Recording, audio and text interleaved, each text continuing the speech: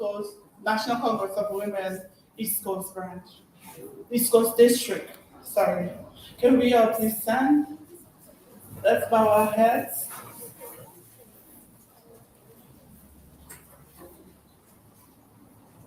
Almighty God, we who are here gathered together do humbly beseech thee to guide us in all our consultations, so that we may together build a land where knowledge is free, where the mind is without fear, and the head is held high, and where words come from the depth of truth. Grant us, O God, thine aid and guidance, so that we may deal justly with several causes that come before us, laying aside all private interests, prejudice, and personal preferences, so that the result of our counsels may be to the glory of thy blessed name. The maintenance of true religion, the preservation of justice, the safety, honor, and happiness of the families, and the peace and prosperity of Guyana.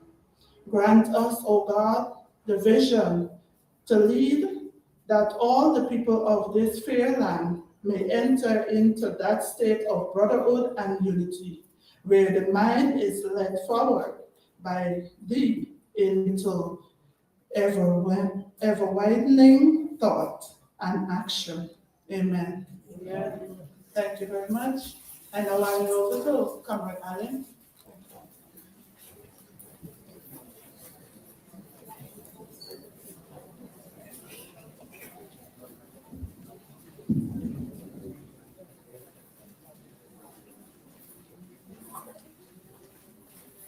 Comrades, we continue in the commemoration of the 38th death anniversary of the founder leader of the People's National Congress, the late Linden Forbes Samson Burnham. And we are going to move straight into the laying of the floral tributes. Oh, sorry.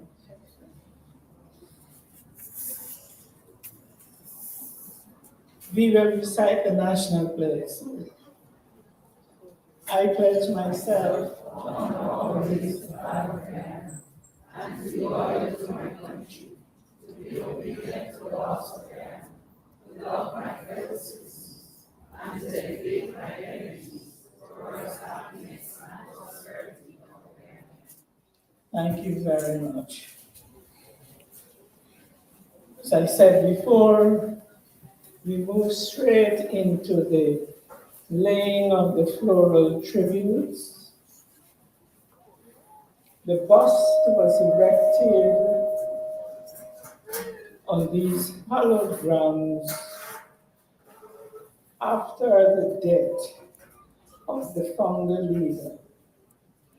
And over the years, the National Congress of Women has commemorated the death anniversary of our founder leader and continue to do so even on today by laying of floral tributes.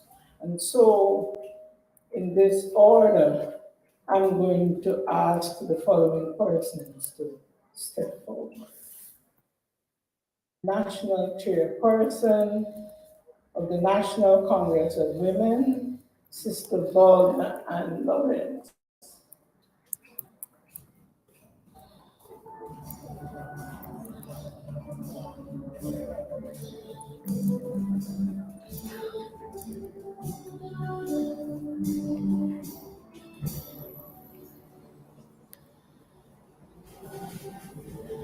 Sister Lawrence will be followed by Sister Carol Smith Joseph, first Vice Chairperson.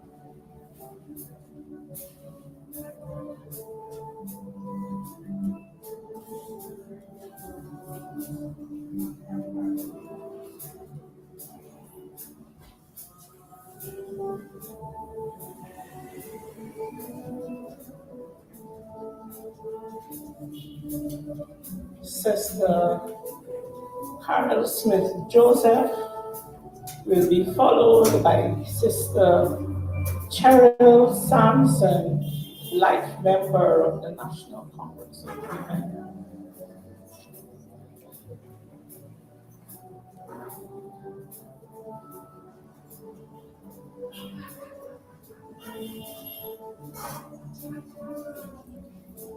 Sister Jonah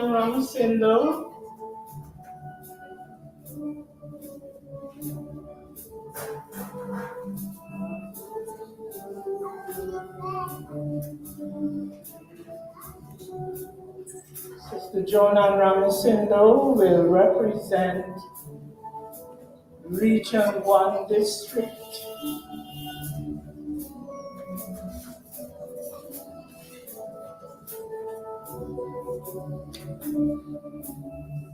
Sister Basia Jones will represent Region number 2.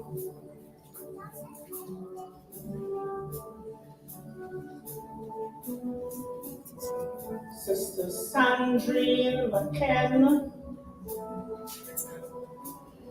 will represent Region number 3.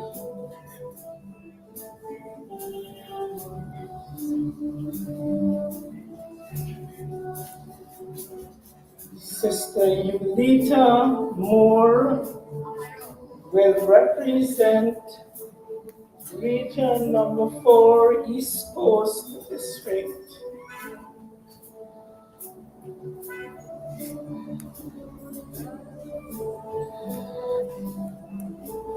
Sister Linda Holmes Haley will represent Georgetown District.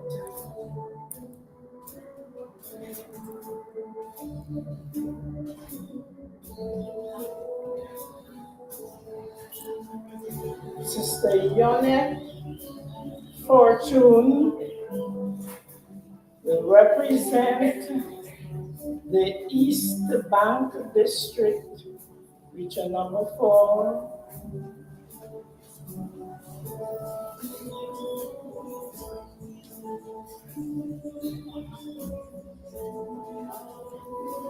Sister Pollyann Charles, District Chairperson, Region number 6. Will represent Region number 6. Sister Angela McDonald, District Chairperson, Region number 5, will represent Region number 5.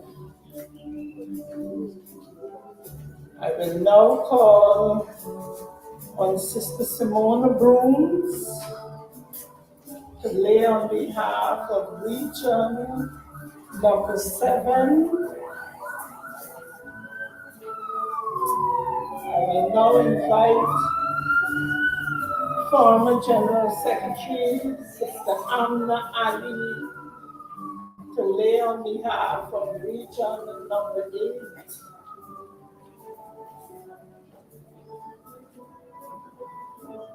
I will now invite our General Secretary, Sister Dawn Hastings Williams,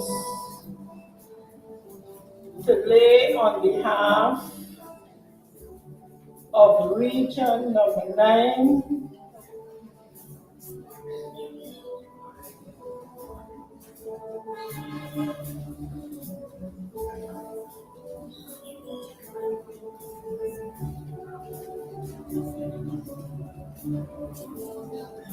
I will now invite Sister Sarah Johnson to lay on behalf of District 10.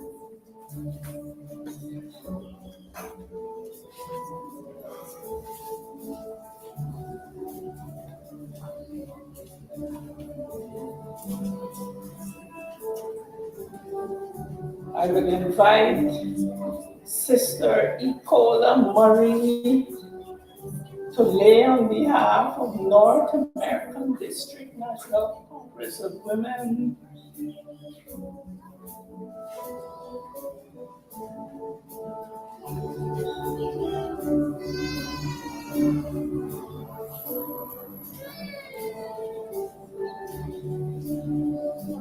I will now invite Sister Annette Ferguson to lay on behalf of the Women Parliamentarians, People's National Congress Reform.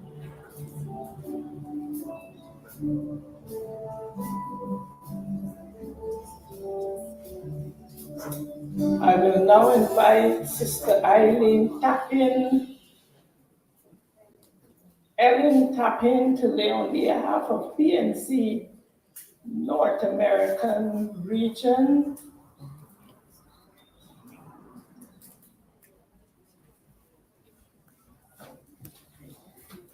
I'd like to invite Brother Noah Wint to lay on behalf of the Friends of the PNC.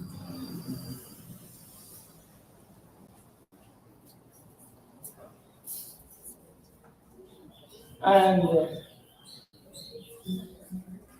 Brother Paul Court, I would like to invite him to also come forward and lay a wreath.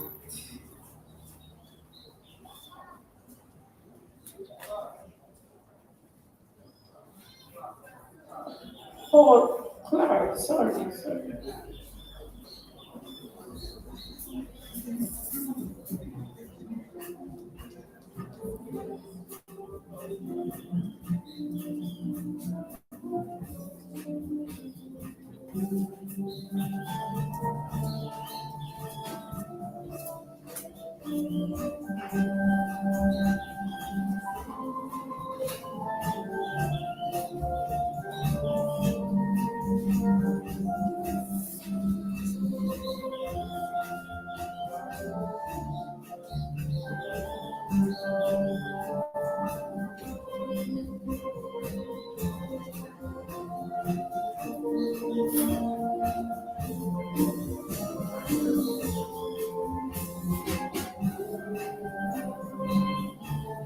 Thank you, comrades. That brings us to the conclusion of the laying of the wreath for this ceremony this afternoon. Thank you.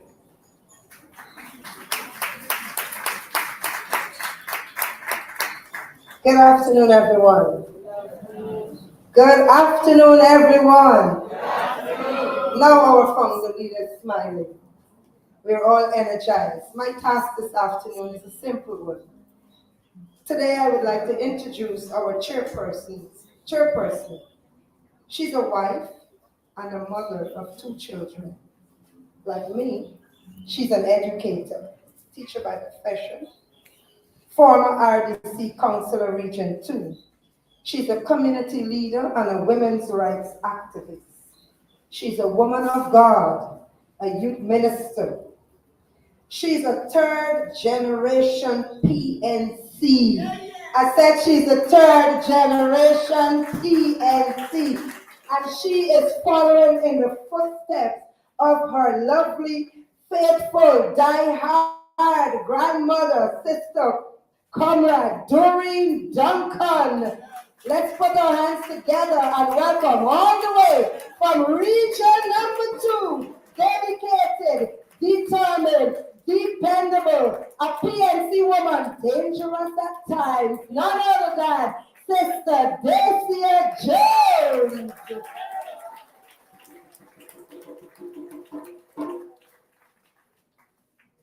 Good afternoon, everyone. Come on, I like energy. Those who know me, I like energy. Good afternoon, everyone. I'm still getting some energy. Good afternoon, ladies and gentlemen. Good afternoon. Good afternoon. Let me hear if you're PNC to the bone. Let me hear you say good afternoon. All right. So I know now that I'm in the right place this afternoon. All right, so I'm here today to chair today's proceeding, and I hope that I will do justice. Now, if I make mistake, we are human, so you will forgive me. And to be among so many distinguished ladies and gentlemen, I feel a little bit nervous this afternoon. Because when you have the Honorable Simona Brooms right in front of you, you got a right to feel nervous. But I'm going to get there this afternoon. And so I want to thank Comrade Lawrence, Walla Lawrence, Honorable, who's always been dear to my heart. I want to thank you for today's invitation. And so, as you heard earlier, my name is Dacia Odessa Yulili Duncan Jones, all the way from region number 2, third generation PNCR. Let us not get it mixed this afternoon, all right? So I'm PNC to the bone. And so today, all right, so today we have the first item will be the welcome remarks, and that will be done by the national chief. Before I get there, like I said, if I'm a little bit nervous. I want to recognize some persons this afternoon. Just bear with me, because it's not every day you're invited to such an occasion where you are asked to chair the program for the father of the nation, for the founder leader. So I want to recognize today the leader of the opposition, leader of the People's National Congress Reform, the Honorable Aubrey Norton, MP. Put your hands together. I just want to single him out, but the others I'm going to just put you in. I learned from my grandmother, you have to go in, you have to be, you know. So I want to all recognize all the other distinguished people in the house today. Comrade Ali, Comrade Annette, where's my mother, Miss Cheryl, Comrade Van West Charles. If I don't mention you, it's not that I don't know you, but please forgive me. Comrade Simona Brooms, the place is a little bit hot. Comrade Vincent Alexander. I see Mr. John Adams. Am I? Comrade Mervyn. And so I want to recognize Comrade Bourne.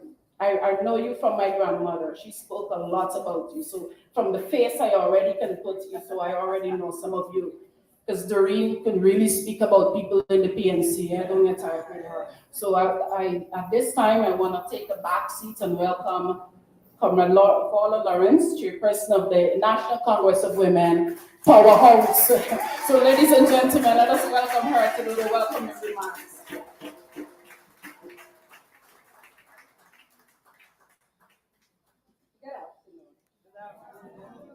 Leader of the People's National Congress Reform, Honorable Aubrey Norton, son-in-law of the founder leader, Mr.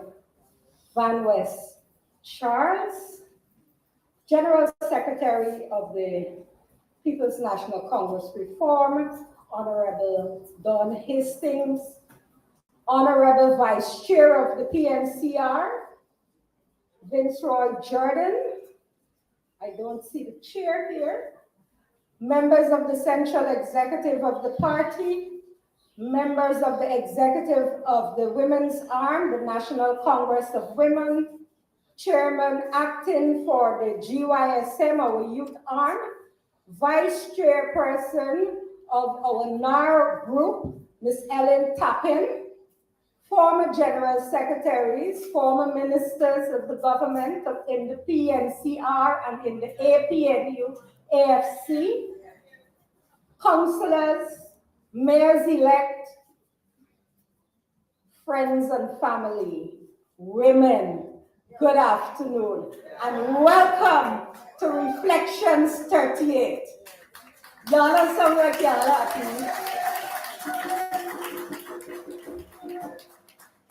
Thank you. I know some of you men see the mouth grumbling, oh, this is not church. Well, today is Sunday.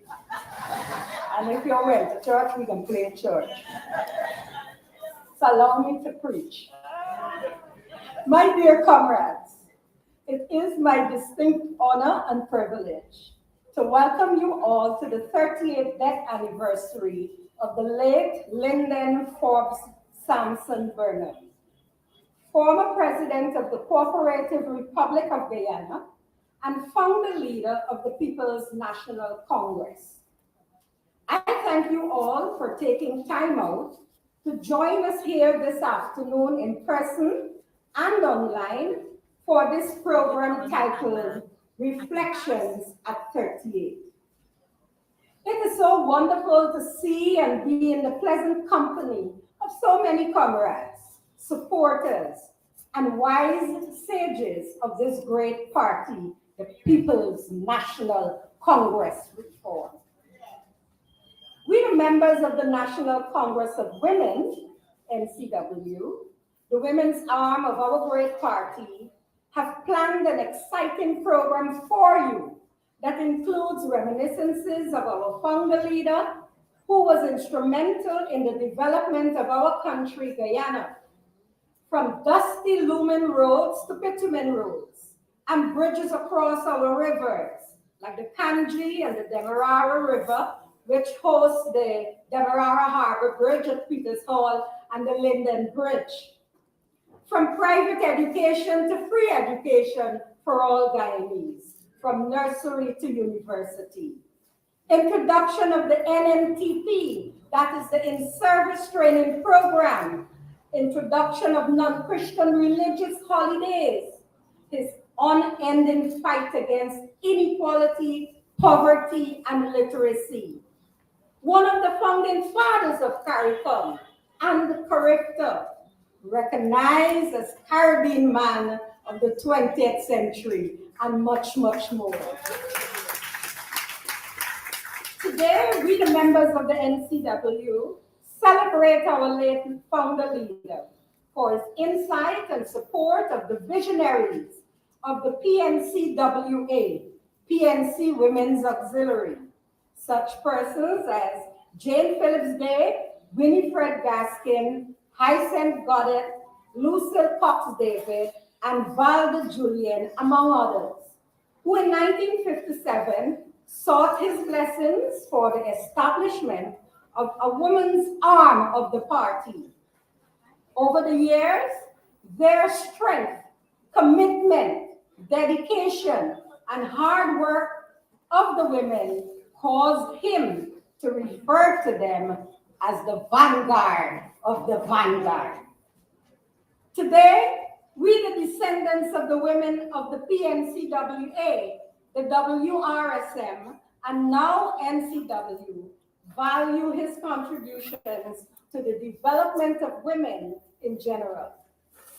His presentation to the Guyana Parliament in January 1976 of the State Paper on the Equality of Women opened many doors for our women and girls in training in non-traditional skills and promoted a number of projects which provided employment for many women for generations. I therefore ask you to sit back and relax in this beautiful space of our headquarters as we celebrate the legacy of our founder leader on this, his 30th death anniversary. To all of you, thank you for being here. Welcome and enjoy our program.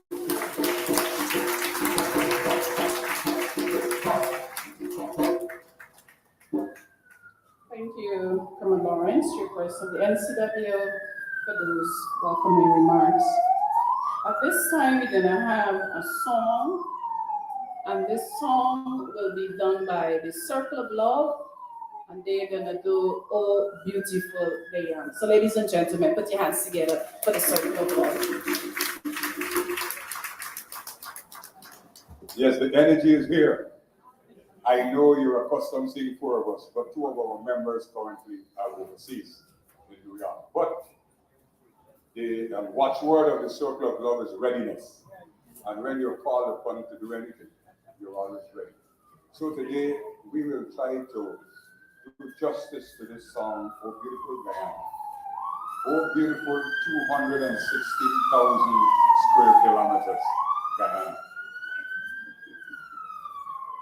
Oh beautiful Guyana, oh my lovely native land, more dear to me than all the world, like sea wash, sun-kissed strand.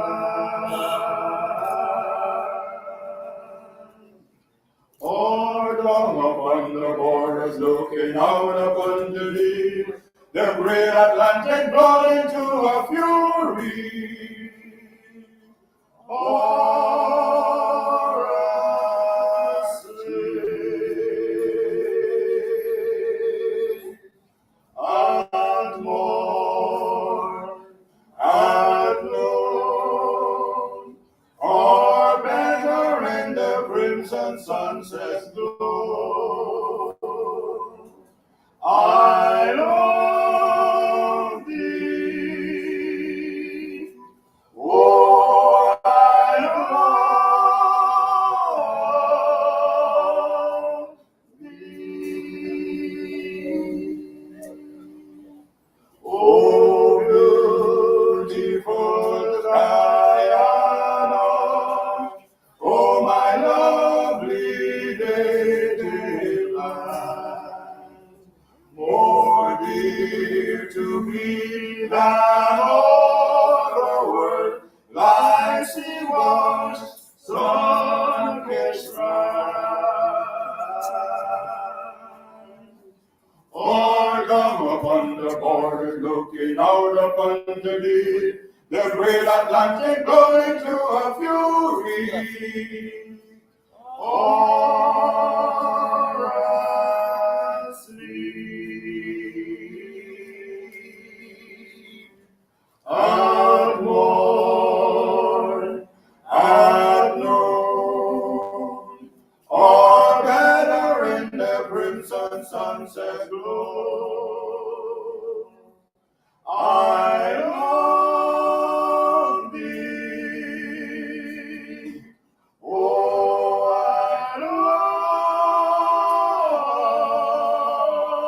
love thee.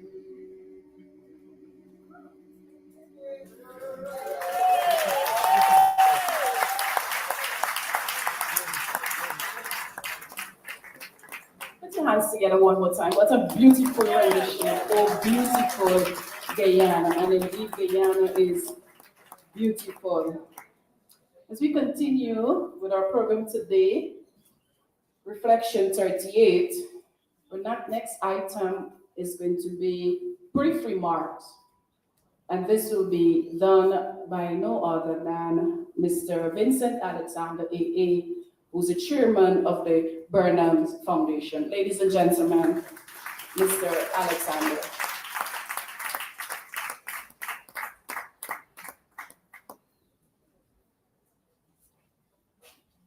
Thank you very much, Madam Chairperson. Permit me to accept the protocols that have already been established, and therefore to proceed in that light. It is apparent that we are, in fact, in the crimson sunset glow. I would like to take the opportunity, first and foremost, to join with the National Congress of Men to welcome you here this evening as we celebrate the life of Linden Forbes Samson Burnham on the occasion of his 38th death anniversary. We are gathered here to reflect. And And as that occurred to me, a particular reflection immediately came to mind.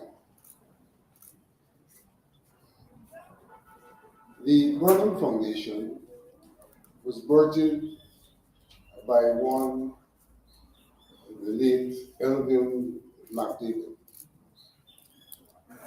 who used to be, among other things, a political advisor of the founder leader. And for whatever reason, when the foundation was birthed, there seemed to have been a chasm between the foundation and the party. When Mr. McDavid asked me to join the leadership of the foundation, I said to him that there should be and could be no chasm between the two, and pledged that on every occasion when the party has an activity to commemorate the life of the founder, invited or not, the foundation will find itself in its presence. Today, the foundation is proud to say that we don't have to impose ourselves. We have become integral to anything going on at this party.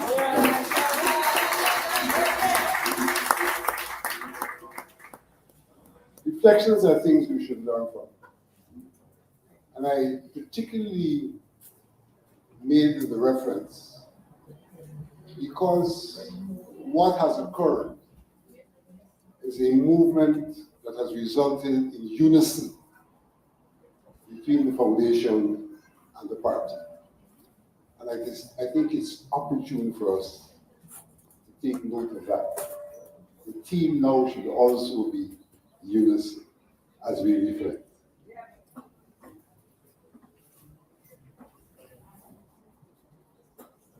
The chances are that as we reflect, people reflect from different perspectives. There are those who, in reflecting, might be blinded by the physical stature of Burnham and not necessarily see beyond. There are those who may be blinded by his skills as an orator and not necessarily see beyond. There are some others who might have been blindfolded by the man he was and not necessarily see beyond. But it's important as we reflect, even if we are in any of those categories already mentioned, that we remove those blinds and see beyond. Because we want to reflect essentially on the person Burnham and his ideas that brought the party into being, that brought the nation into being, and that has brought us thus far. And thus far, he has brought us. And so I would like to take the opportunity to reflect on a few elements of Burnham, having removed the blind. And these elements are critical for understanding Burnham. They're critical for dedicating ourselves to the work of his party, particularly at this time, 2023, the penultimate year of the decade for people of African descent. When Burnham introduced free education, what was he really doing? Burnham recognized what our education system was but he also knew what it should be. It should be available to all. To all. And of a particular quality, so that all could be reflected in the education system in terms of their contribution to Guyana's growth and Guyana's development. That is the history that should be taught in our schools, so that we can benefit from self-recognition through the lens of the true history of Guyana. And in that regard, Burnham obviously was ahead, not of his time. Burnham was in his time, because even though he's here, this is still his time. But in that regard, Burnham was ahead of what was taking place in the education system, and recognizing that there is a need for an education system to assist in the self-recognition of the peoples of Guyana through the teaching of history, the real history, and by virtue of that, recognition of the people of African descent. Because even the United Nations in 2013 came to the conclusion that there was a deficiency of the recognition of the people of African descent. And as a consequence, in the declaration of the decade, came up with the theme, recognition, justice, and development. Burnham led the way in action in Guyana, in the manner in which he addressed education, making it available to all, and emphasizing the quality, what education should really be. And so as we reflect, we look back on those who, when free education was announced, were critical, talked about poor quality, but didn't wear shoes like the ones I wore. There could be no problem with free education for people like me. Could be no problem. Because without free education, for many of us, there was no education. Absolutely none. And so Burnham brought education to all Guyanese.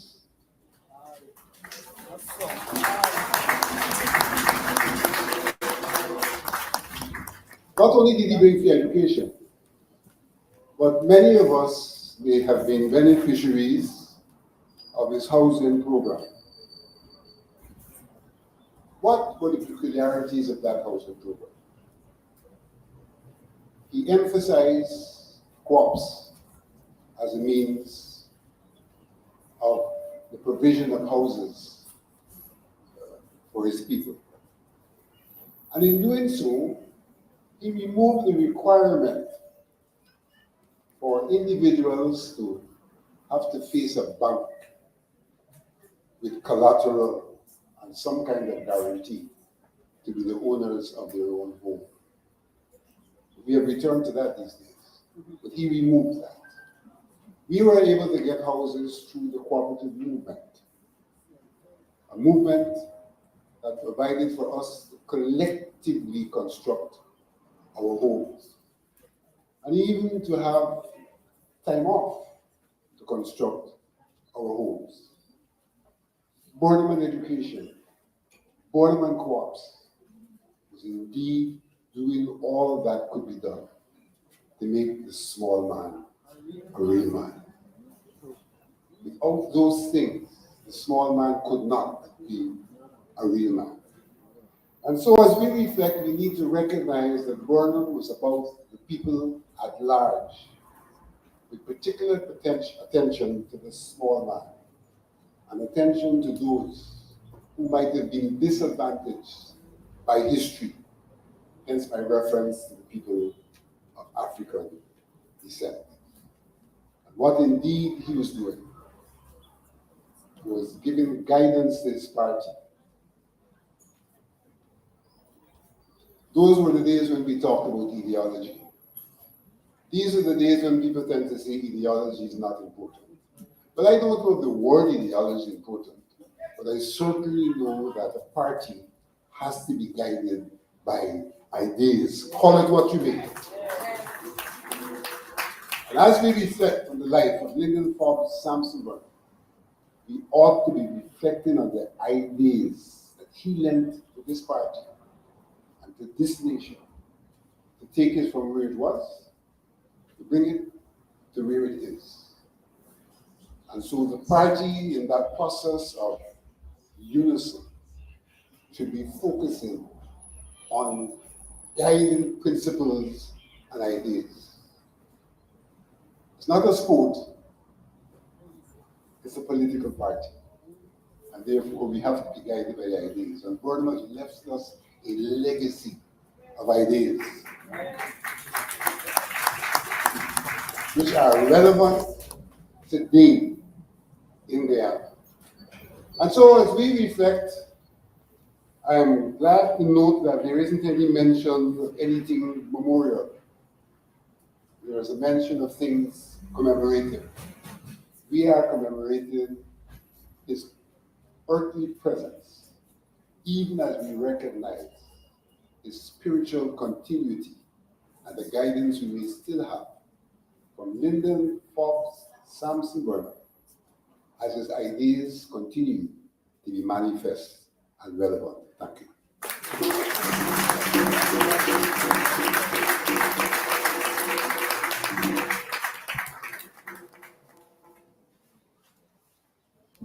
Thank you, Comrade Alexander. Let me tell you how I was enlightened about our founder leader. One Christmas, we decided to clean my grandmother's bedroom. So while cleaning, Comrade Ali, all books on the shelf were about Burnham. And she said to me, whether dead or alive, not one book should leave the shelf, because there will come a time when you will hear the propaganda about the man, and you would want to rectify those propagandas, that you would have to come back to the shelves. And so I stand here today with all the propaganda, because you know you have a lot.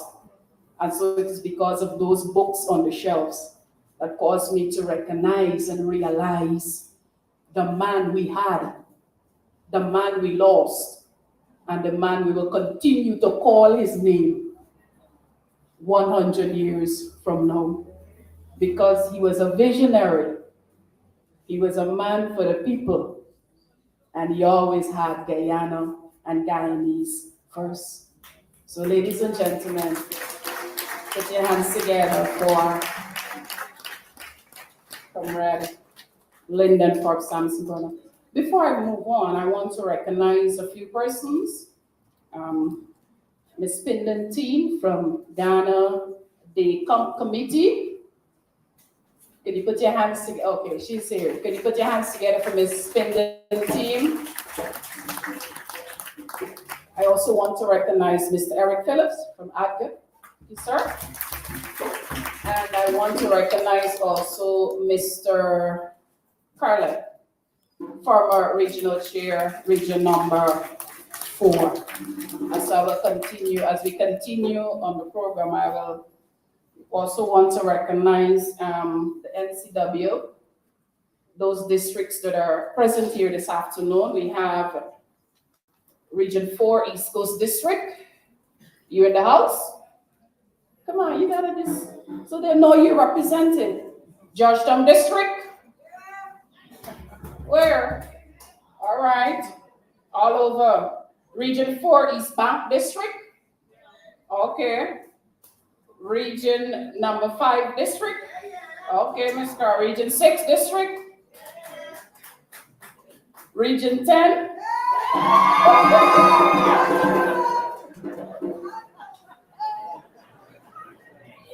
And then we have the North American district.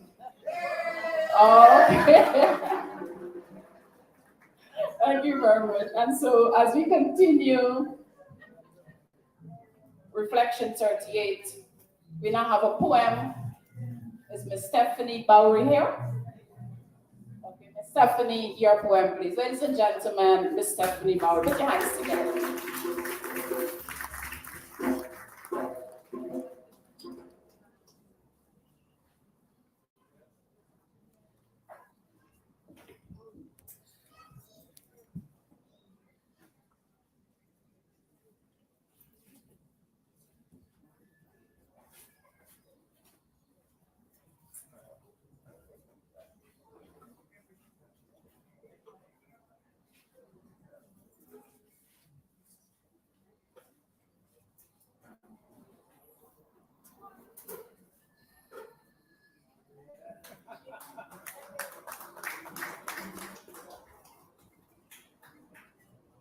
You happy?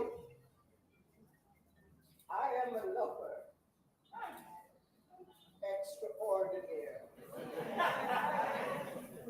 I love the whistle of the kiskadee and the wind's laughter from every tree. I love the music, high or low, played by the breeze on its leafy bow. The ocean, wide, endless, and awesome, quietly rolling or in tantrum fearsome. The little stream, softly humming tunes it learned from fish consorting. I love too. I love the moon, romantic and cool, and the stars dipping in heaven's pool.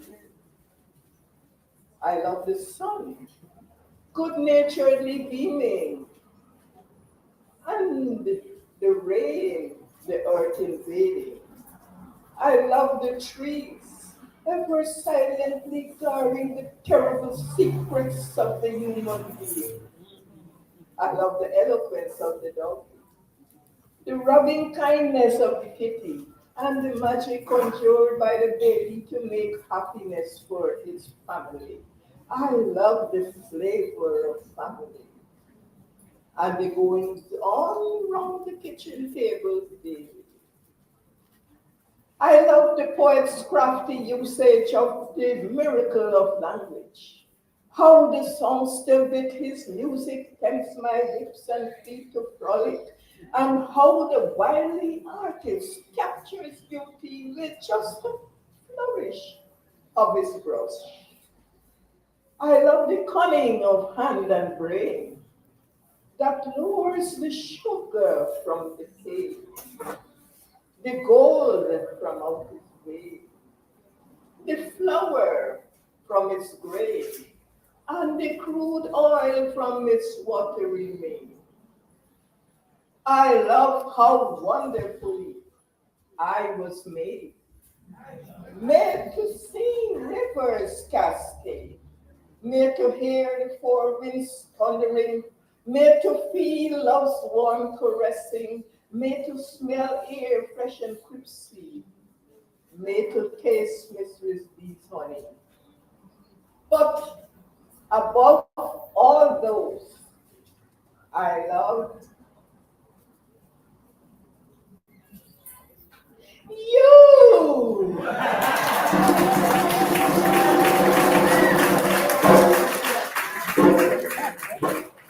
I love your perfume and your smile, the texture of your hair and the twinkle in your eye, and him whose hands created you, I love devotedly too. And when I'm gone, my love will live on.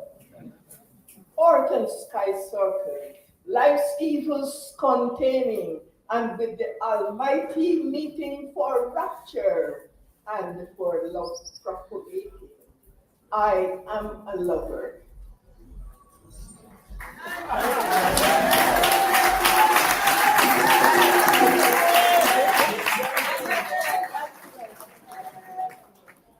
Try me.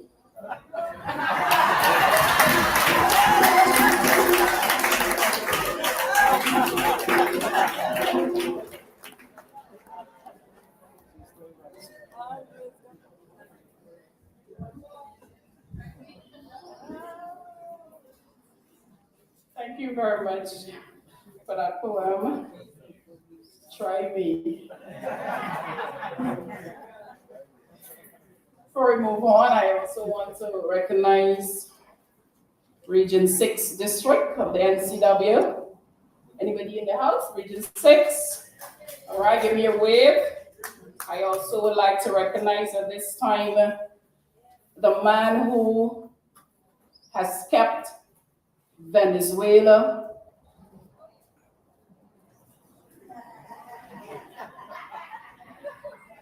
at bay. The man who has the touch to keep Maduro at bay. Ladies and gentlemen, our very own former Minister of Foreign Affairs, Mr. Carl Burnham. Thank you very much, sir, for your service, keeping us safe, because remember, I'm in Region 2, I'm closer to. So I have to thank you today. Just keep doing what you're doing. I'm gonna pray for you. Thank you very much, sir. I also want to recognize Mr. Ford, the man who keeps beating Nandalal now. Put your hands together for Mr. Ford, sir. And so we continue with Reflection 38, and now we're gonna have the introduction of the leader of the PNCR, and this will be done by Ms. Vera France from Quarantine Region 6. Ms. France.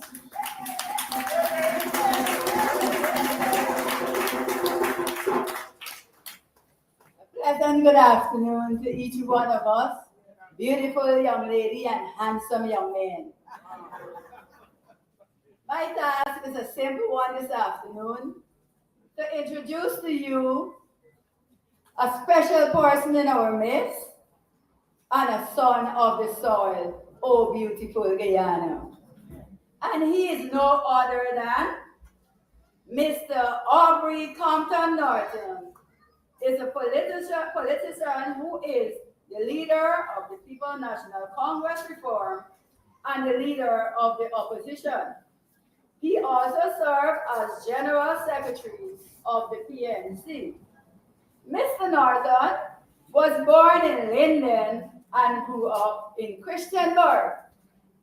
He attended St. Aidan's Anglican School, Mackenzie High School, Julio Antio Melo School in Cuba, University of Guyana, where he obtained his bachelor in social sciences, political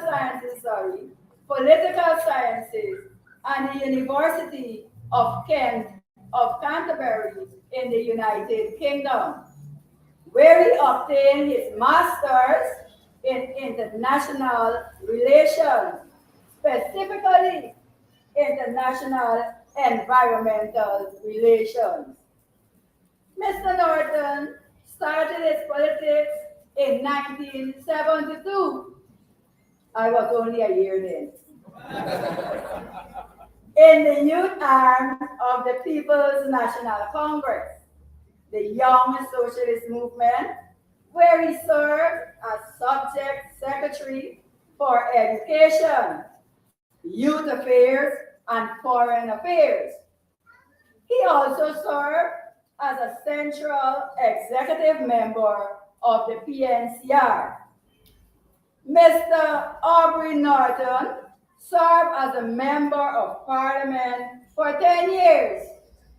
So far, lectured at the University of Guyana in the Caribbean politics, international relations, negotiations, diplomacy, and conflict resolution. Inter alia was also a registrar at the Critchlow Labour College, where he formulated and implemented a number of educational programs. Mr. Norton was elected as the 5th leader of the People's National Congress Reform. Mr. Aubrey Norton was elected as the 5th leader of the People's National Congress Reform. At its 24th Biennial Delegate Congress on the 18th of December 2021 and sworn in as a member of Parliament and elected leader of the opposition on the 13th of April 2022. This is the warm welcome of our leader, Comrade Compton Aubrey Compton Norton.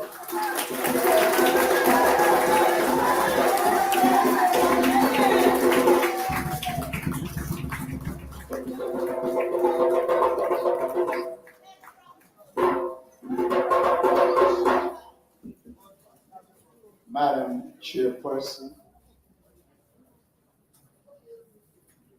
members of the Central Executive of our party,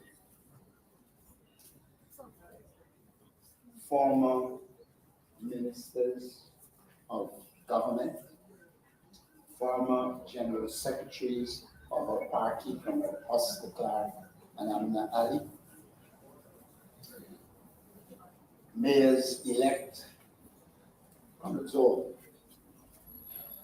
Before I proceed, I know this is an occasion honoring Forbes Burnham, but I think it is apposite that I point out that one of the persons that played a very significant role in keeping Forbes Burnham's legacy alive at the time when some people were afraid to. In this regard, I want to say a special thank you to Vincent Alexander.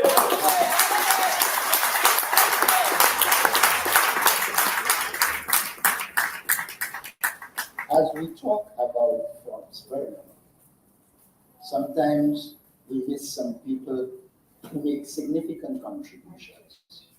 I want us to pay special attention and congratulate Kamabori, who delivered that poem.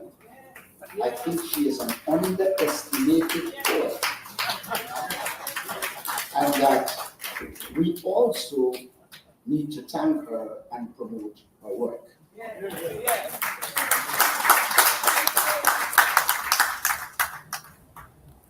I want to say this as well.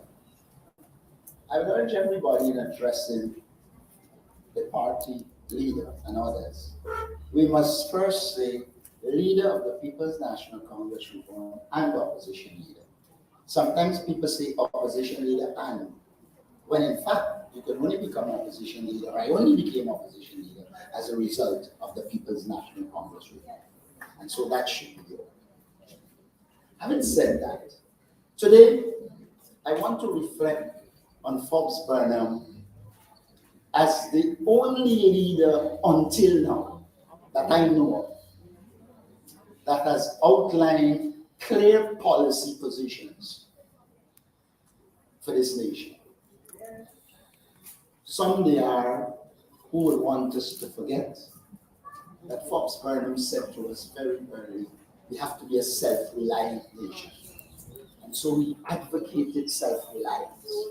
And I remember one YSM Congress him saying that if people are going to be self-reliant, they must be educated and the environment created for them to realize their potential.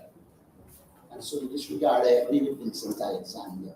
I am one who can say without fear of successful contradiction, had it not been for Forbes Burnham, I might have been still some way in Christian work, not achieving tertiary education. one of these special times for that. I also want to point out that his focus on self-reliance is still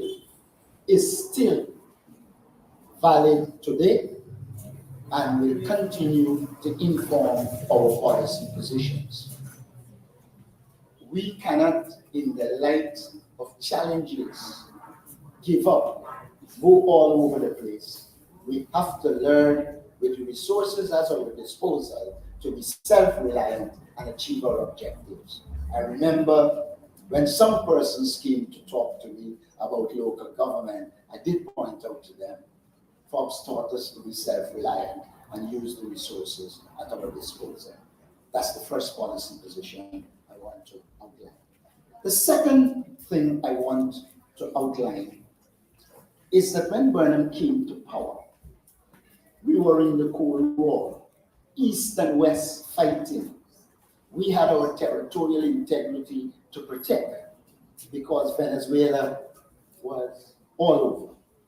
And it is Forbes Burnham who clearly developed our forward policy positions of non-alignment, in which he made it clear we will be pawns of neither East nor West, and that we will pursue non-alignment and Caribbean regional integration. Again, I say those are relevant.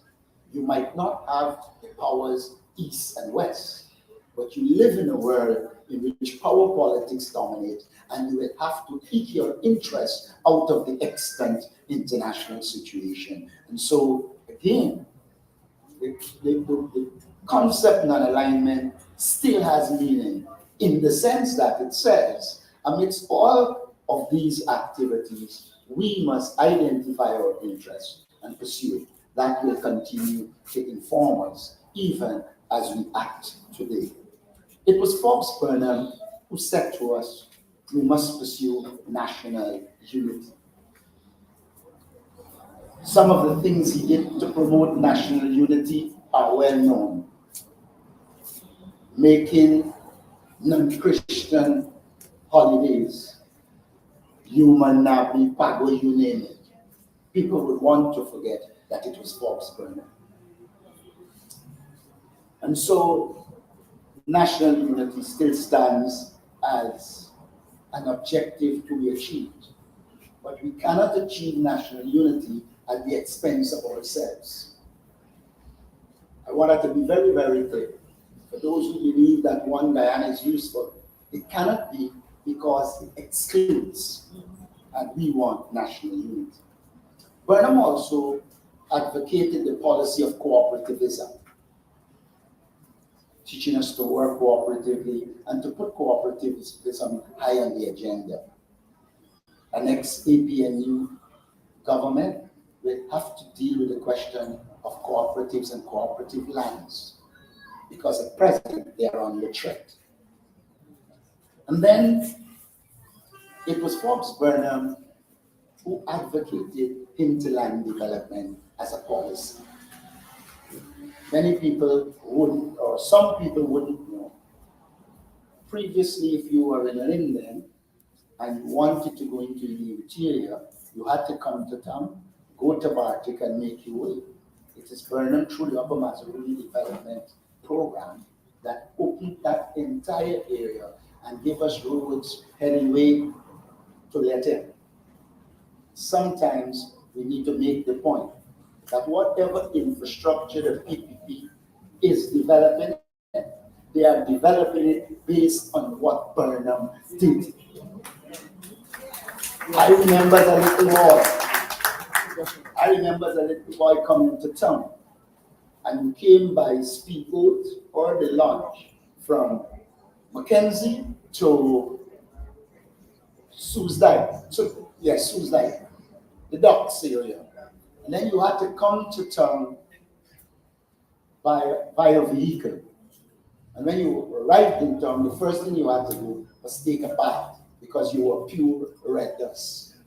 People forget that it was Forbes Burnham who built the network of roads in this country.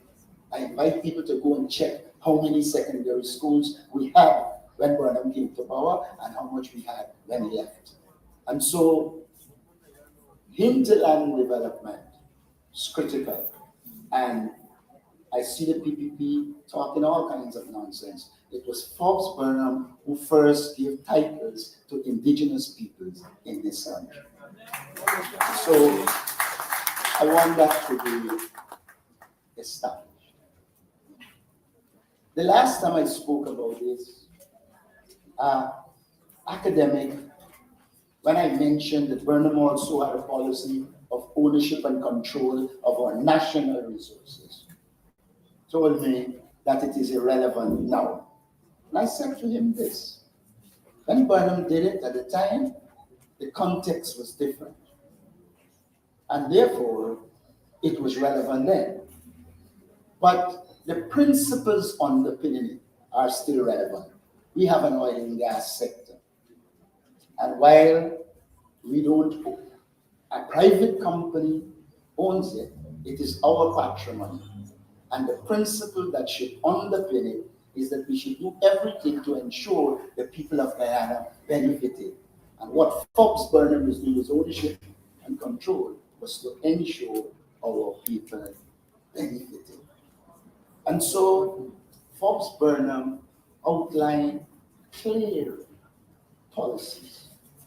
He was one of the persons, when he sat with you, and I always remember a leadership course we had, August 1977 to February 1978, where he came and he discussed with us, sat on the table, ate with us and discussed how Guyana got where it was.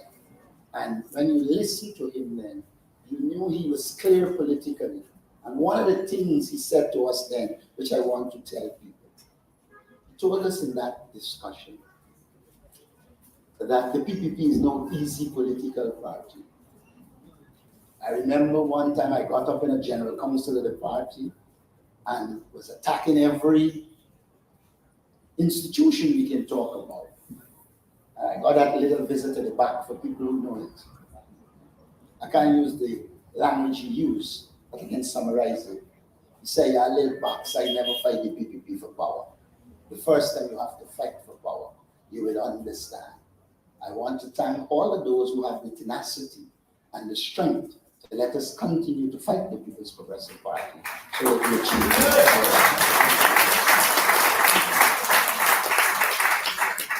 There are many other elements of his policy, including diversification. Every time I hear the PPP talks about diversification, I laugh.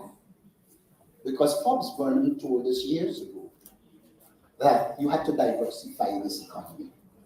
Forbes Burnham told us years ago that we had to do that.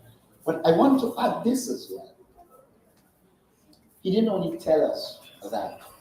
When Burnham came to power, we were importing virtually all the vegetables, etc., that we consume. By the time Burnham left power, we were self-sufficient in agricultural production. And every time they talk about food shortages, I say to them, shortage of foreign food. Because we were never short under Burnham for food. We produced it, we consumed it, and we were happy to do so. And now the world is telling you about avoiding the chemicals and get your fresh produce.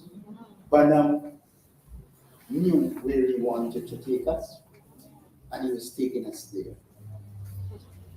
As we, as a political party, outline our people-centered development strategy, we are informed by Forbes Burnham's position. When we talk about a rent-to-own scheme, which we have been talking about, is because we recognize, like Vincent said, a lot of people can't afford a mortgage. But in these modern times, we can do a rent-to-own scheme and let our people pay rent and own the house at the end of the process. And so for me, Forbes Burnham was the greatest policy decision maker. And I want to say this. I always thought I understood a lot about Burnham. But when I did public policy and did policy formulation, then I recognized how important Burnham was to us and will continue to be. As a young person, in those days, we cherished Burnham's guidance. I always remember what Fox Burnham told me when I was going to an international conference. He had this way before he left, he used to summon you, and you're going up there. And I'll tell you two things that happened that time. We're going to a debt conference. Guyana was in debt. Fidel Castro had just said he's not paying anything. Alan Garcia in Peru said he paid 10%. So, we little boys, why are some radical. Gilbert and them would remember. We draft a paper saying we ain't paying nothing and we going on. And then when I was finished, Bob said, young man, you might be right, but you don't understand this one. He said, you could say what you want in your speech, but I want you to say this. Guyana took this debt honorably, and we are honorable people, and we will pay when we can afford to pay. He then quietly whispered, but we can't pay, right? And I said this for people to understand the way the man thinks. I remember going to negotiate with Vanessa Kissoon, Charmy Solomon and company after that activity. And one of the things I said to them is that Burnham told us you mustn't fear your opponents. You must go, confront them, put your position, and do what you have to. I do agree that the greatest leader we have produced is Linden Forbes Samson.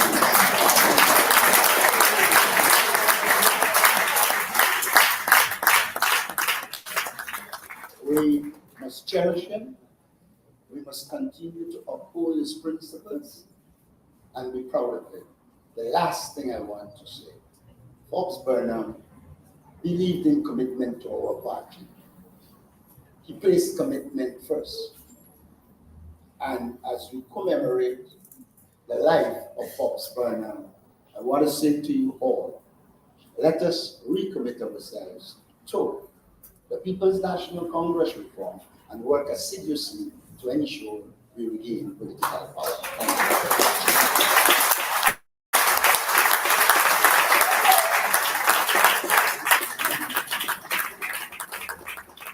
Thank you very much, Comrade Leader. At this time, we're moving. We have a song,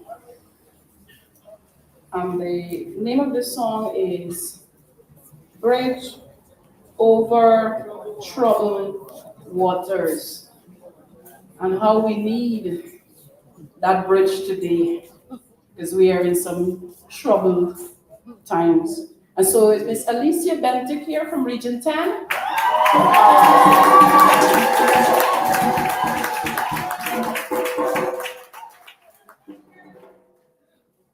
Good afternoon, all our protocols observed. As a young woman, so many I have heard about our founder leader. While I wasn't there to be in his presence. I know they have persons that learn and know of his teaching, and thank you very much for passing it on. Continue to encourage us young people. My song is Bridge Over Troubled Water. When I think about this song, the line, Bridge Over Troubled Water, is a metaphor for someone living through trying times in their life. And I will lay me down reference the sacrificing and the perseverance as we all find our way through the difficulties. Let us continue to persevere, and let us continue to hold steadfast under the arm of PNCR, and as we move forward into our next general and regional election.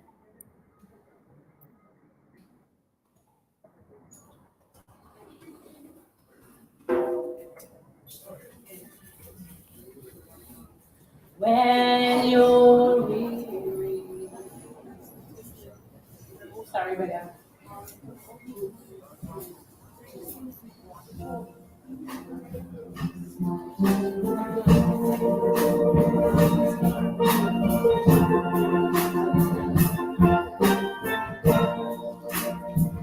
When you're weary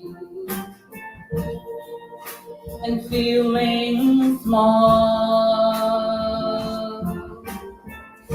when tears are in your eyes, I will dry them all, and I'm on your side.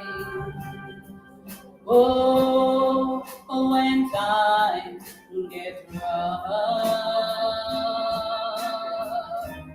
and friends just can't be found, like a bridge over troubled waters, I will lay me down.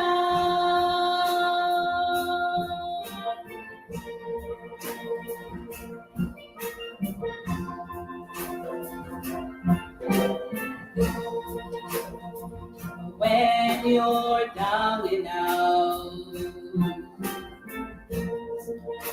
when you're on the street, when evening falls so hard, I will comfort you, and I'll take your heart. Oh, when darkness comes, when pain is all around, like a bridge over troubled water, and I will lay me down like a bridge over troubled water, and I will lay me down.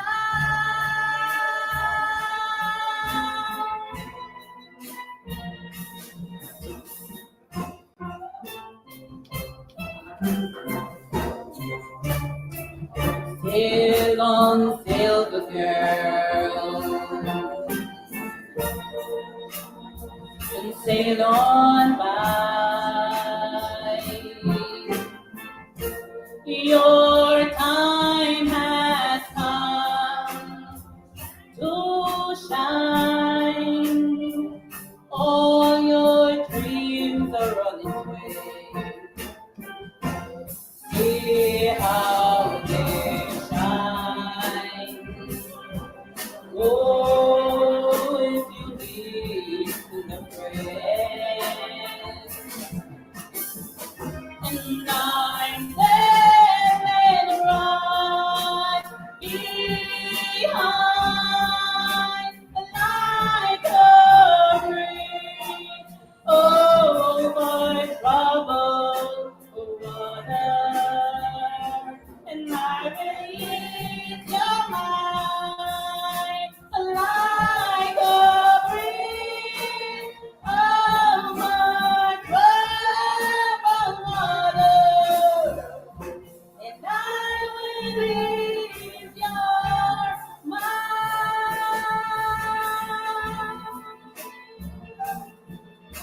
Thank you.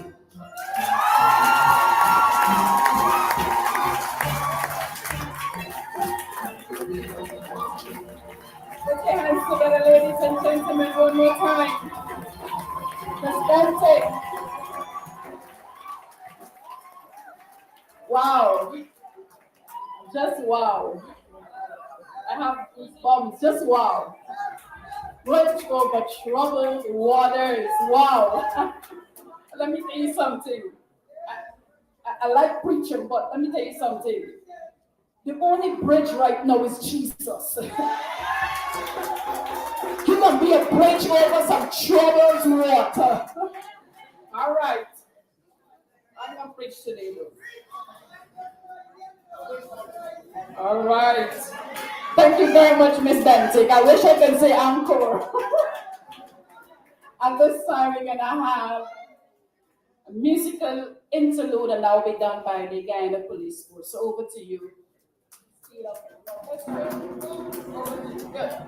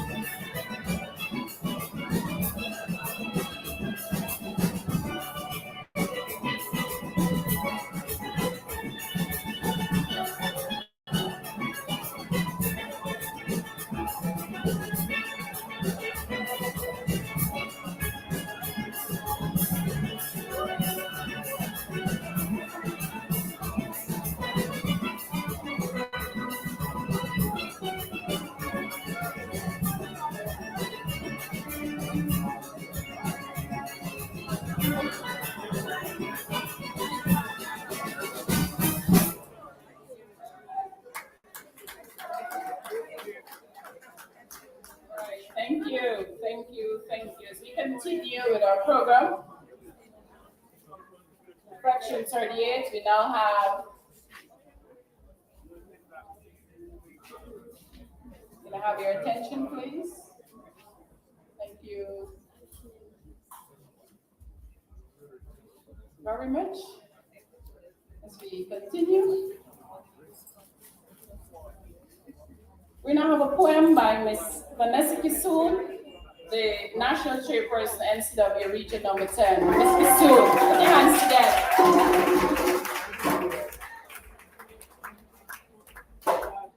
Good afternoon, everyone. Good afternoon again. Burnham is we own by yours truly. A man before his time, Linden Forbes Samson Burnham was a champion. He was a visionary, strong and confident leader. He did things his way, and with little regrets. He always spoke in a positive tone. We must never forget, Burnham is we own. A distinguished gentleman, he was courageous. Our founding father, a man of many caps, a man who always stood his ground. To kings and queens, he never bowed down. Many stood in awe when he was around. And if you tried stepping on his toe, he will let you know, go man your own farmyard, in a subtle yet calm tone. So we must never forget, Burnham is we own.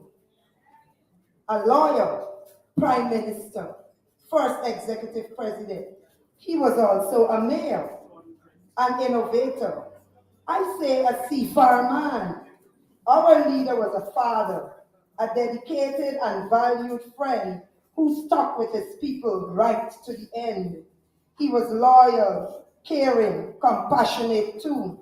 Our comrade leader, today we remember you. So we must never forget nor let alone, Burnham is we own.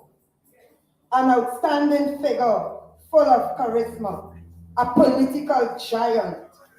Produce or perish, a legacy we will always cherish. Our flag, coat of arms, national anthem, national flower, beautiful bird and motto. Our leader was part of instituting them all. A genius, a man of honor and integrity. His name we must uphold high. His legacy we must never let die. Together we must never forget. Burnham is we own. Many try to write him down in history with their bitter, twisted lies. But today, on his 38th death anniversary, his legacies we will keep alive. Feed, clothe, and house the nation he passionately drive. Although, who no, on a stallion he came riding through the wind. The Kabaka, yes, he will always win. The alternate is a lesson learned. Our founder father, father of our nation. We must not let them rewrite our history. Comrades, let us not forget. I say it loud, I say it proud, and in a positive tone, I say, Linden Forbes Samson Burnham is we own.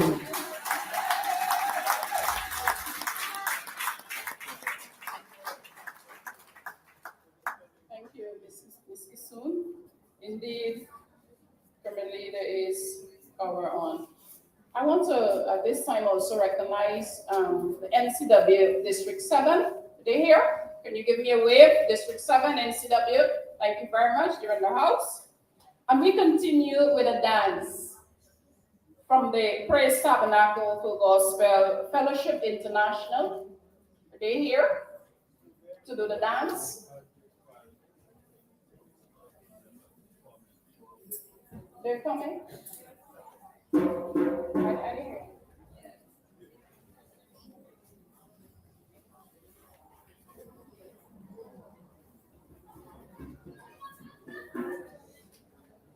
For the driver of PAB 8892, please see this young man here.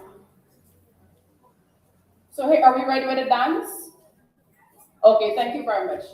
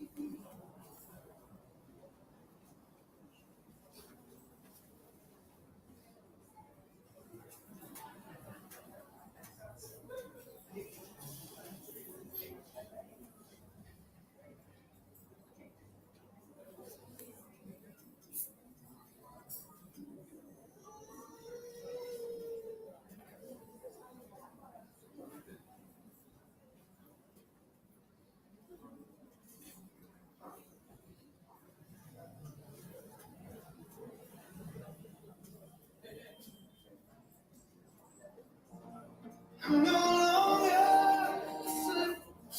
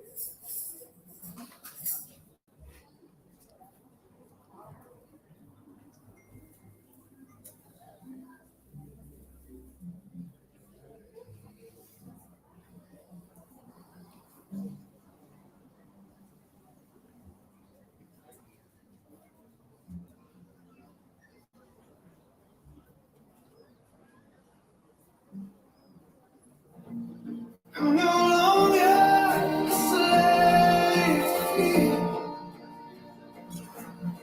I am a child of God. I'm no longer a slave. I am a child.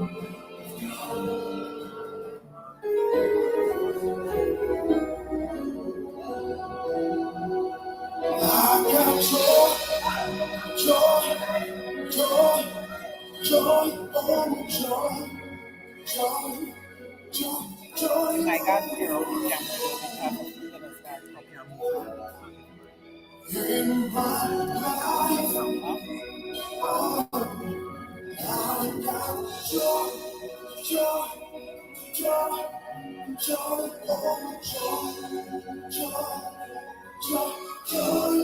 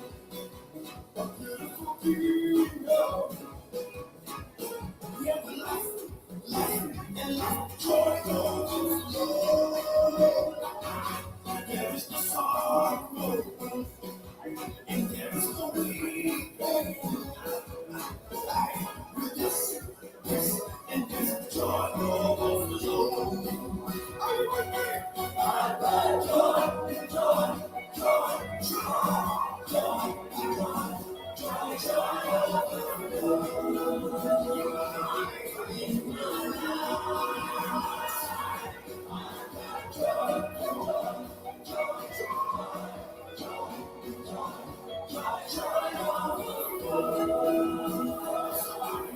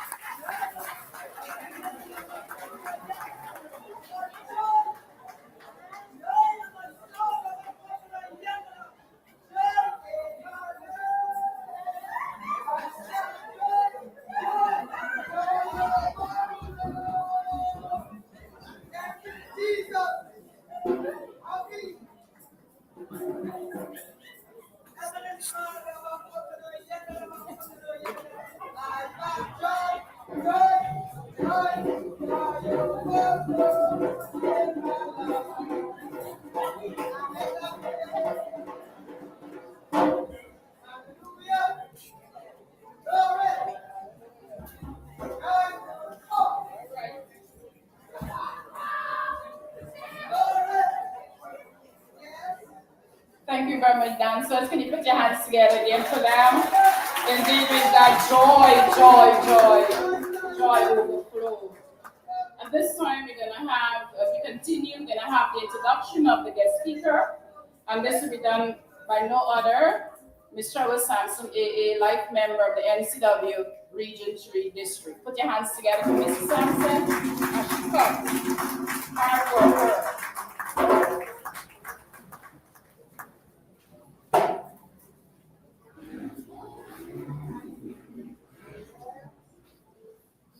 Thank you, Madam Chair. Good afternoon, everyone. All protocols observed. When I was asked to introduce the guest speaker, I said it was an honor to do so. This is my brother, my comrade, and my friend. This young man was born in Georgetown,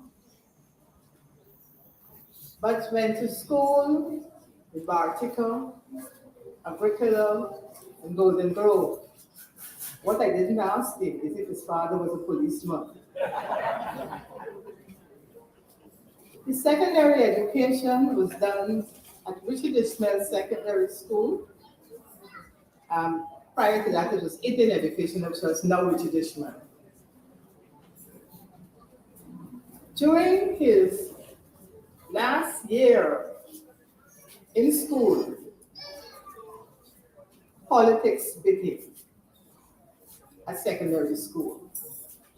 And he became the vice chair of the South Randolph Young Socialist Movement. Whatever the politics did to him then, he continued. On graduation from high school, he started working at the Ministry of Education in the accounting division. But he didn't want to stay there, and so he worked during the day, and in the evening, he did his studies at Government Technical Institute. Subsequently graduated with a diploma in commerce. But even then, at GTI, got more involved in Students' Guild, and he was instrumental in having the management of GTI because he led a delegation to them so that they could have had a branch of the National Service there. The boy by that time had been following Forbes Burnham, and whatever Burnham has been saying, he decided that he has to be part of it. When he left GTI, he and other friends joined the Guyana National Service, the teacher program. They were doing it at Chumachimari, and he went and he got trained, and so he came back as one of the officers who would run the program at GTI, and he continued. The young man got involved then, more involved, and he decided that his military career must begin now. In 1976, he graduated from the Guyana Defense Force as a cadet officer. And those of us who know what was happening between 75 and 76, you will know that we had just had the Declaration of Sophia, and we were talking socialist principles. And as such, we were getting more and more involved. As a result, the speaker who will come after me got entangled in a scholarship, and he was sent to Tanzania, Kivakoni College, where he did studies in Marxism-Leninism. I don't think many people know that background, that part of it. On his return, he continued in the army, and he held a number of different positions, culminating as the aide-de-camp, ADC, to the then President of the Cooperative Republic of Guyana, Linden Forbes Samphson Burnham. And so from 1982 to 1985, he served at ADC. It's like I'm seeing pictures of Forbes Burnham's funeral, and the ADC is there, and next to the ADC is another major in the army who was sitting in our midst, and he was walking with a pillow that had all Burnham's medals from all over the world. And that person I'm talking about is retired Major Aubrey Retimai. In 1988, my guest speaker, I think he had enough. He wanted to continue his studies, and so he resigned from the army and migrated to the United States.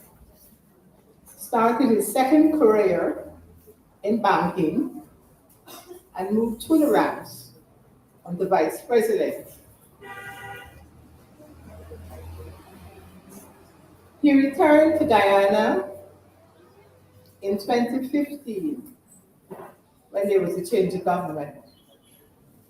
And because of who he was and his qualifications and the like, he joined the Ministry of Natural Resources as the first director of compliance. He stayed there until 2020. At the end of his career in the office there, he was, just before that, the end of his career, he was awarded the Golden Arrow of Achievement, AA. And so he went back to the United States. At this moment, he's representing the North American region on the central executive of our party. I give you my friend, my brother, my colleague, one who, regardless of where he is, has Guyana at heart. And when he got the invitation to come speak with us today, he was in the United States. He took a flight home. Ladies and gentlemen, please welcome retired Major Derek Fitzpatrick Lawrence to the podium.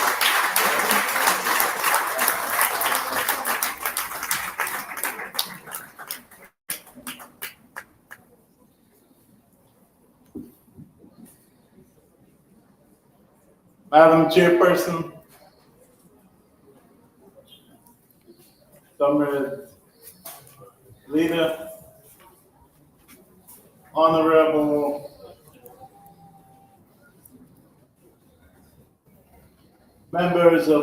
distinguished members of the Central Executive of our party, members of Parliament.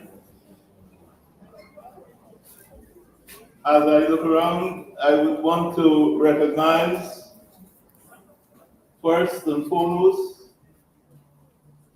the elders in our midst.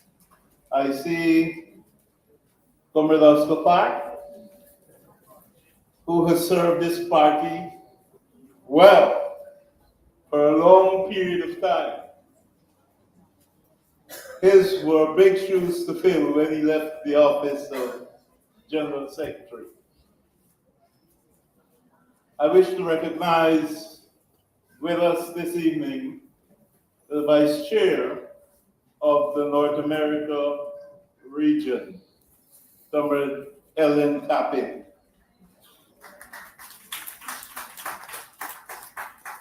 I also want to recognize the other members of the North America region who are always willing to pack up and fly home. And yes, it doesn't matter where we live, this is home. To pack up and fly home at any kind of notice, short and beyond short. So with us we have Comrade Amabel, who is working tirelessly in many of the regions to help our party groups. And finally, I have to recognize the Comrade Chair of the National Congress of Women and all of the ladies of that very elegant organization. Illustrious organization. Now, I don't understand exactly what went into the planning of this program, but it seems to me that to ask me to speak after the chairperson of the Burnham Foundation, Mr. Vincent Alexander, my brother and friend, who, by the way, is the one who introduced me to student politics at GTI. After the eloquent presentation by the Comrade Leader, and the course started by the chair of the National Congress of Women, I don't know what I could add to everything that they have already said about Burnham.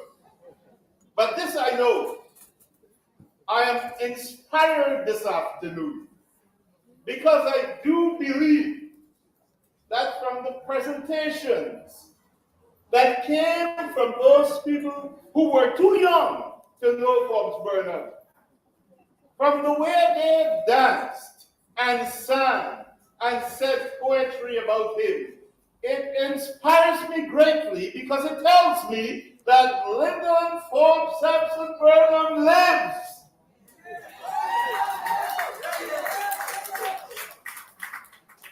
And indeed, he should live forever in our hearts and in our minds. It is such an honor and a privilege, and indeed a distinct pleasure of mine to be standing here to address this wonderful, solemn at times, happy at times, but all magnificent, just in keeping with the personality of the man, Forbes Burnham. His contributions to this dear land of Guyana, that all of us Guyanese, both those who live here and those who live in the diaspora, his contribution to this land that we all call home has been so far unmatched by any other political leader anywhere.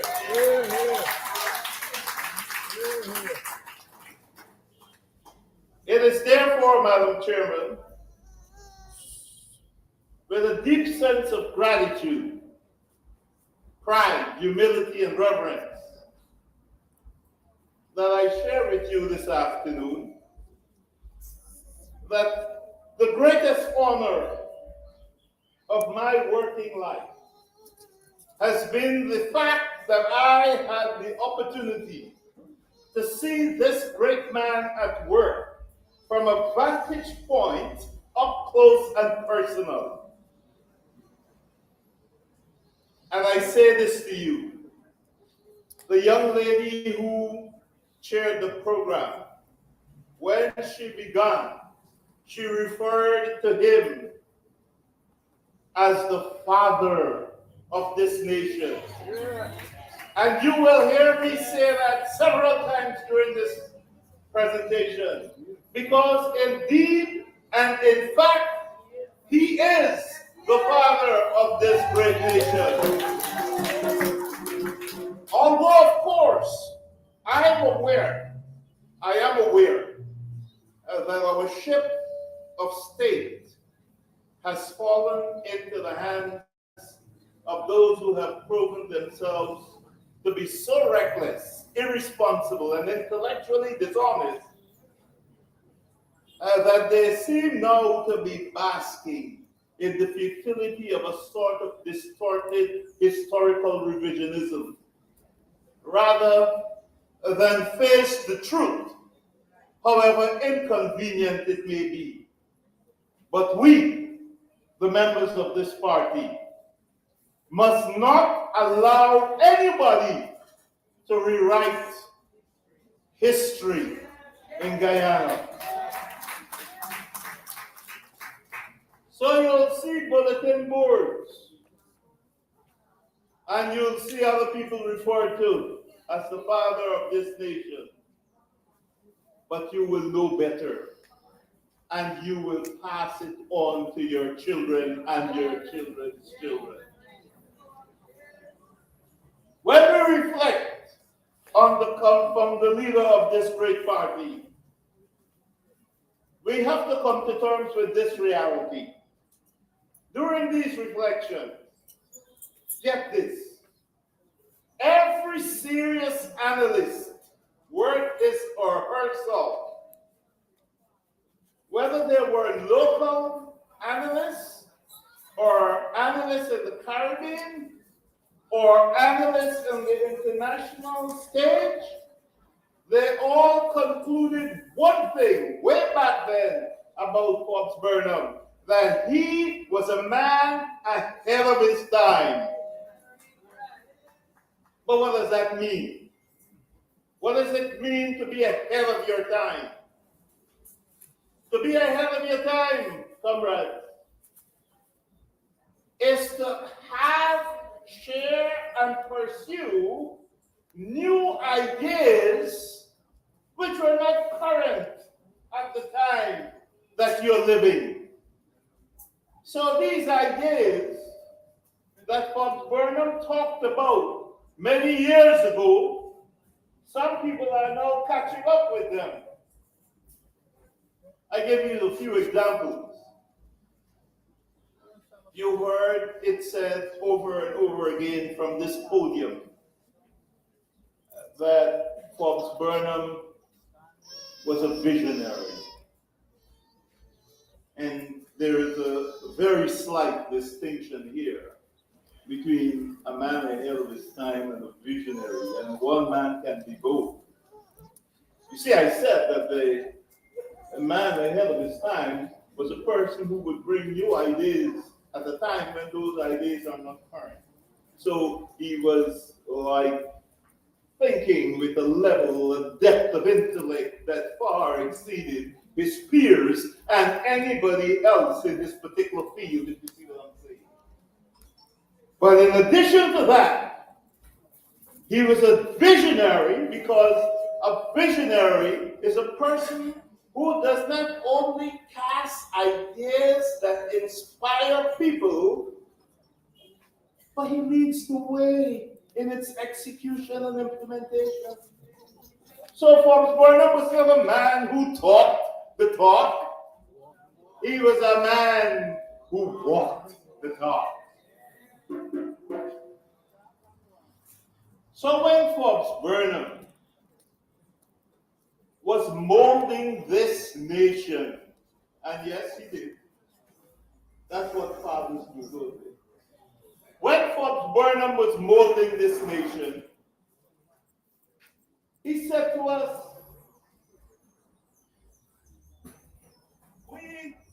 we are now independent. And because we are independent, we must understand that independence is not just a title, a piece of paper that confirms certain rights. You see, for Forbes Burnham, independence was meaningless. It was just a ceremony if it was not accompanied by robust economic policies that can lift the nation from where it was to where it needs to be. And it was more than that. It was getting people. You have to understand the time and the circumstances when Forbes Burnham came to the leadership of this nation.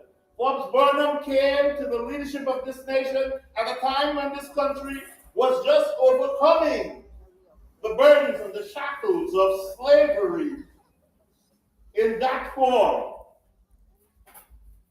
and the life of servitude in other forms called by other names such as indentured servant. But was servitude nonetheless. It was in that time that Forbes Burnham, it was just after that time when people had the scars of those experiences being transmuted to them from their parents and grandparents, and they were feeling less dignity in their being. They were feeling like people who lacked the right level of self-esteem. You would cover in the face of Bakra. And Bakra, by the way, would be the white man. You'd cover in the face of Bakra. Or you'd cover when you see or you come into contact with somebody who has some kind of power. You felt weak and powerless. But Forbes Burnham taught this nation to recognize that we are a sovereign nation. And he would passionately explain sovereignty. He would passionately explain sovereignty. You see, for sovereignty is a recognition that you own and must control this which now belongs to you. And it is your right to direct what happens, when it happens, and how it happens with the natural resources of this country. And that was something that Forbes Burnham taught this nation. So when you understood independence as Forbes Burnham taught it, you walk tall with pride and dignity in this dear land of Guyana, knowing that it was yours and you were free. I want to tell you that Forbes Burnham was a man who walked among kings, literally. I saw it. I was there. Having served as his aide-de-camp from 1982 until his death.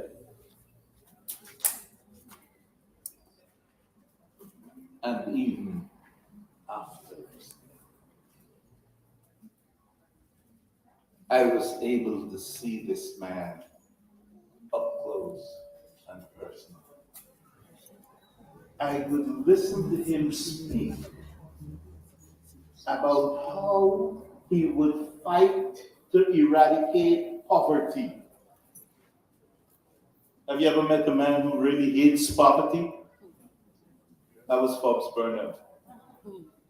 And so, in his fight to eradicate poverty, he came to recognize that when you're attempting to claim your sovereignty and to stand tall as a nation in a world where everybody else has had first jump, and you now coming out from slavery and indenturism and all kinds of things, that you really don't have the resources to compete.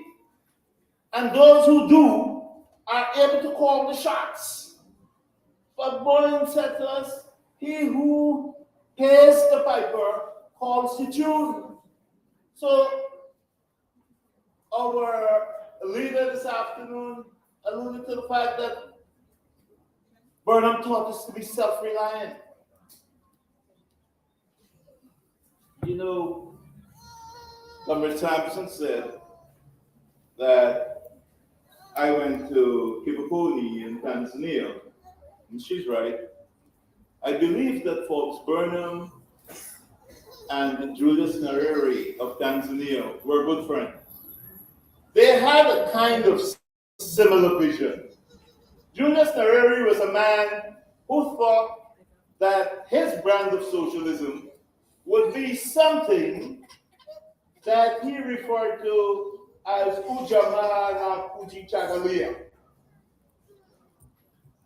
And by that, he meant self-reliance and self-determination.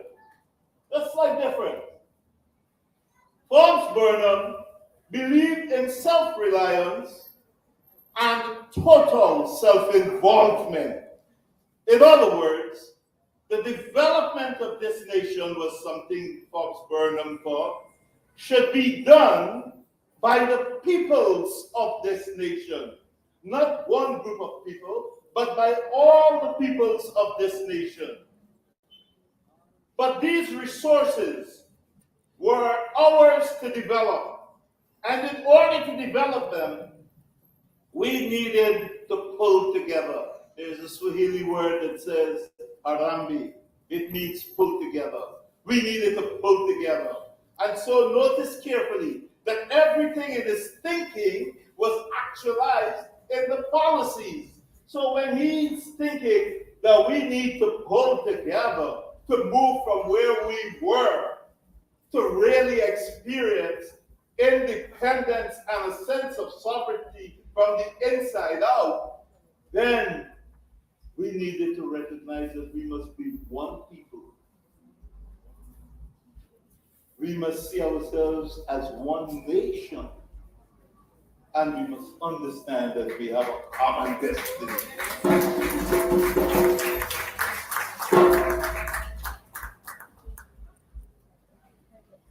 Forbes Burnham, you've heard it said over and over again, even this afternoon, was the master orator, if not the best, one of the best the world has ever seen. I said that. You see, Forbes Burnham had a unique skill set of how to cast his vision in such a way that he can inspire people to follow it.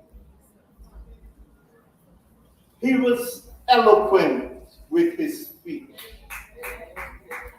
His arguments reflected nothing but clarity. You saw step by step what needed to happen. So if we are to be independent, let's walk through a simple model.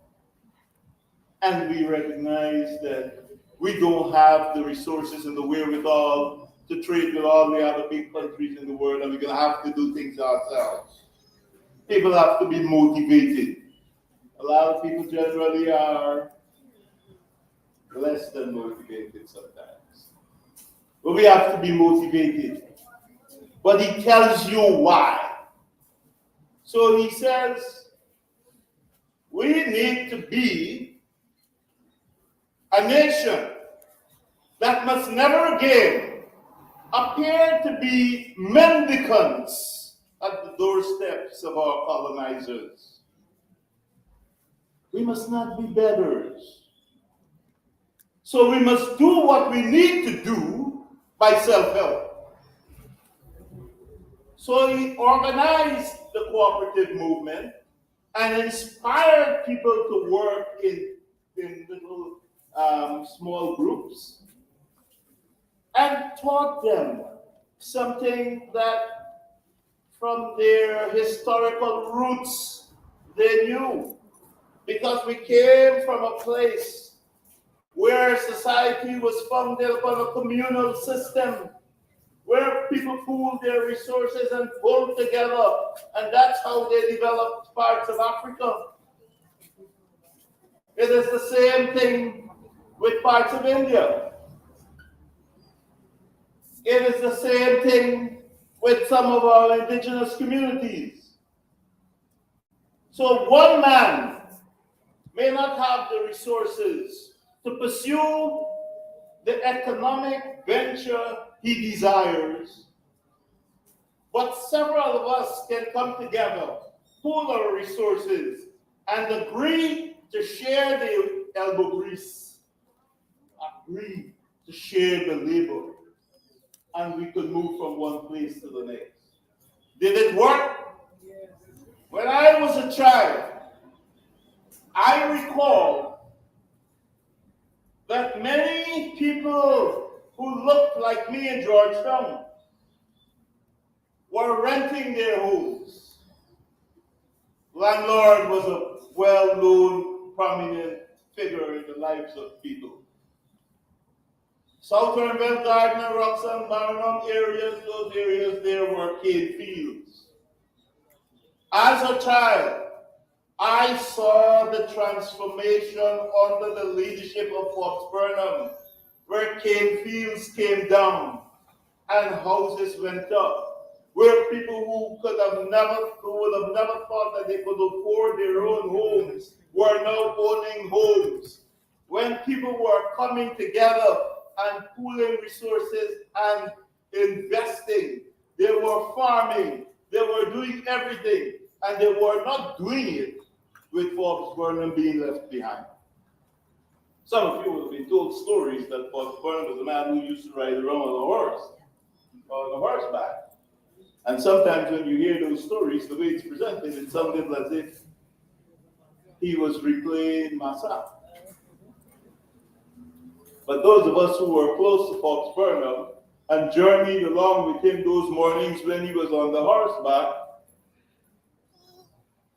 We know firsthand of the banter and the rapport that went back and forth between he and his people.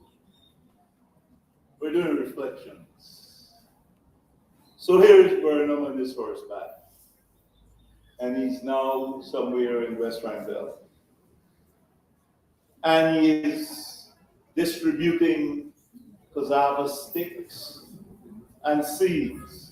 And in some cases, young plants. And he stops at a certain house. And he says, the same eloquent, well-spoken Forbes Burnham, who has mastered the Queen's English better than his peers in England. That same Forbes Burnham would then say, yeah, what you really do there? What make your yard got so much bush, comrade? I want you to take this cassava stick and I want you to plant it in your backyard. Comrade leader, me not got nobody to help me clean up the backyard. It's too much bush in the backyard for me to take this stick and plant it there. Really, comrade? Well, plant it in your front yard now.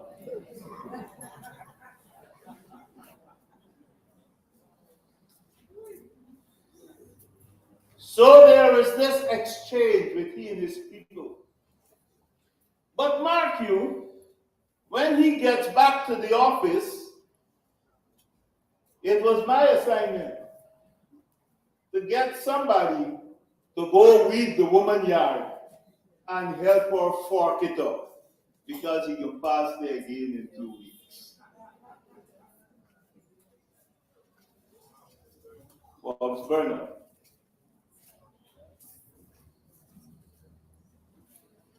was a man who understood that we could not be an island unto ourselves. You've heard references made to his involvement in CARICOM.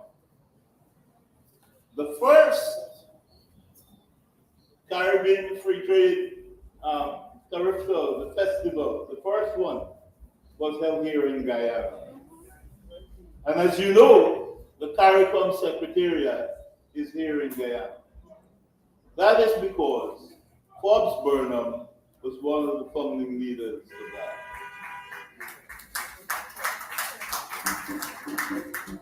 But I want to talk to you a little bit about some things you must be prepared to refute when you hear them. You've heard it said that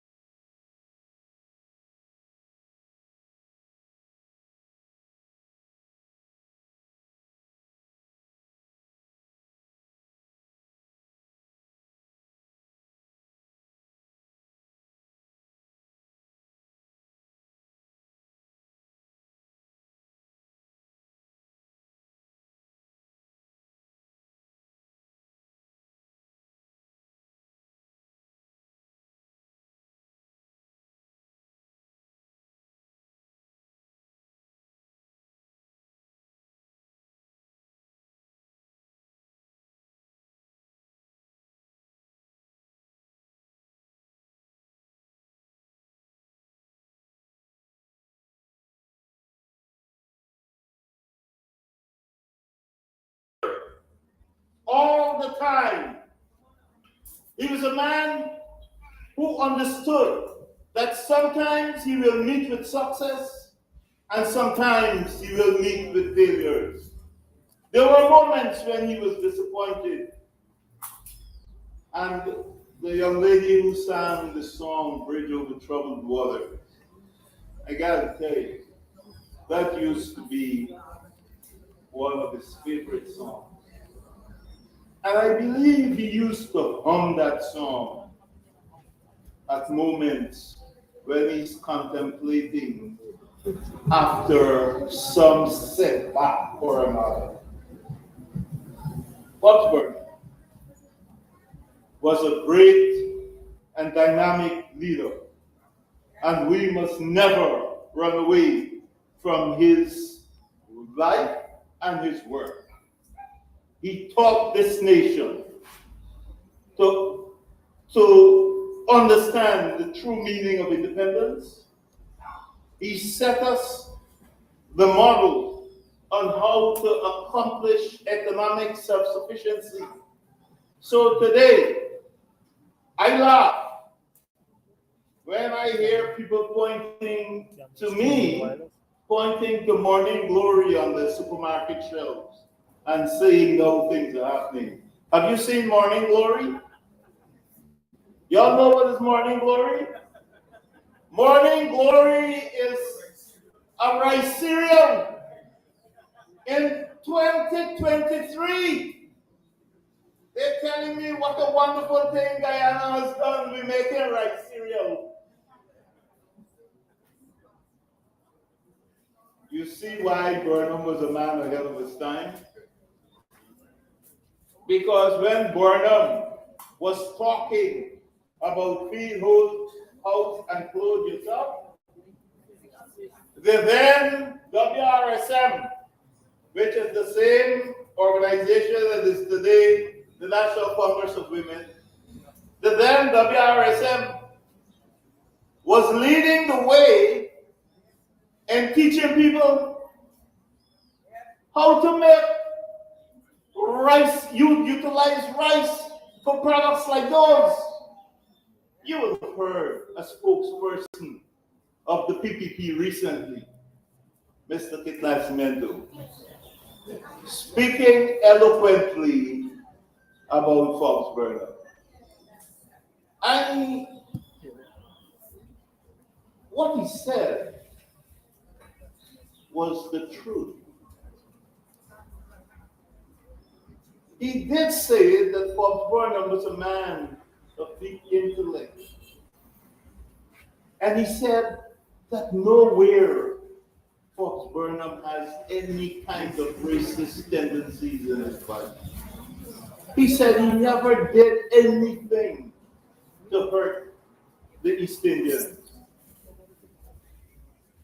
And he said that he was on a trip with Forbes Burnham when he went to India, and that Forbes Burnham saw the Indian people there using rice to make all kinds of products. They had rice bread, rice cereal, and everything like that. And he said Forbes Burnham came home with that vision and sold it to the Guyanese people. But I differ with him in one area there. I was on that same trip with him. There was another line conference. And my good brother and friend in the corner there, Comrade Richard Van Les Charles, was also on that trip. And I believe that on that trip, when we were there, in Guyana, there was already a process started where we were trying to market the idea of using what you grew at home. Because the president says he who feeds you controls you. So we were already developing those products. Burnham might have seen, became convinced that now here is tangible evidence that we're not the only persons on that course, but he's been on that course. I want to tell you this afternoon that every time I think of the man Forbes Burnham, a certain poem comes to mind. And I'm going to leave it with you for parts of it. It is the poem If by Rudyard Kipling. And it goes like this. If you can keep your head when all about you are losing theirs and blaming it on you, if you can trust yourself when all men doubt you, but make allowance for their doubting too. If you can wait and not be tired by waiting or being lied about and don't deal in lies, or being hated, don't give way to hating. If you can dream and not make dreams your master, if you can think and not make thoughts your aim, if you can meet triumph and disaster and treat those two impostors just the same, if you can bear to hear the truth you have spoken, twisted by knaves to make a trap for fools, if you can talk with crowds and keep your virtue, or walk with kings and never lose the common touch, if neither foes nor loving friends can hurt you, if all men count with you, but none too much, if you will fill the unforgiving minute with 60 seconds worth of distance run, yours is the earth and everything that's in it. Which is more? You'll be a man, my son.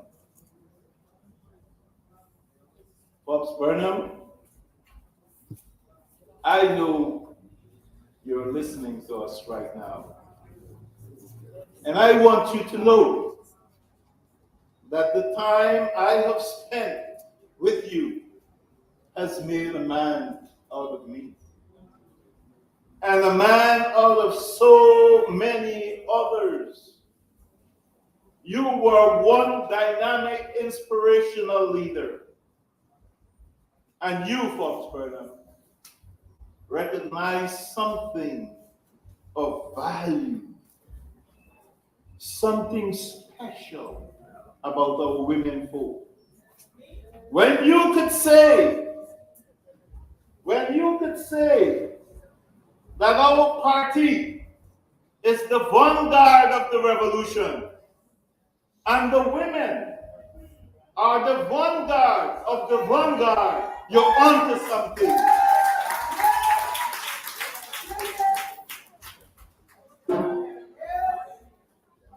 Today, the world is waking up to the fact that there's a revolutionary streak in women that calls them to make a difference.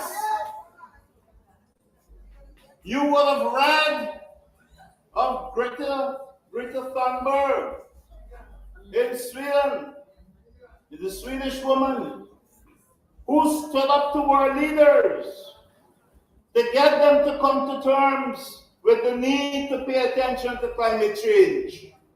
Women are making a difference.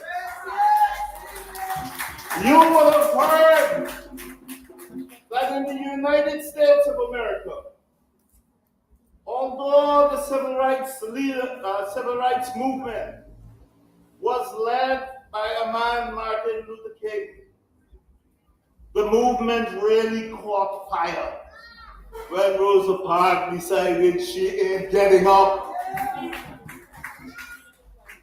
I want you to know that this thing that we see as Black Lives Matter is a movement started by a woman. And I want you to understand this. Burnham placed confidence in you. He called you the vanguard of the vanguard. In your name was the word revolutionary. If you change your name and you take out revolutionary, for God's sake, don't remove the revolutionary spirit that you must carry. Guyana needs this party. Think about Guyana without this party, and it is Guyana destroyed. Guyana needs this party, and this party needs you. I am counting on you. God bless you. I love you all.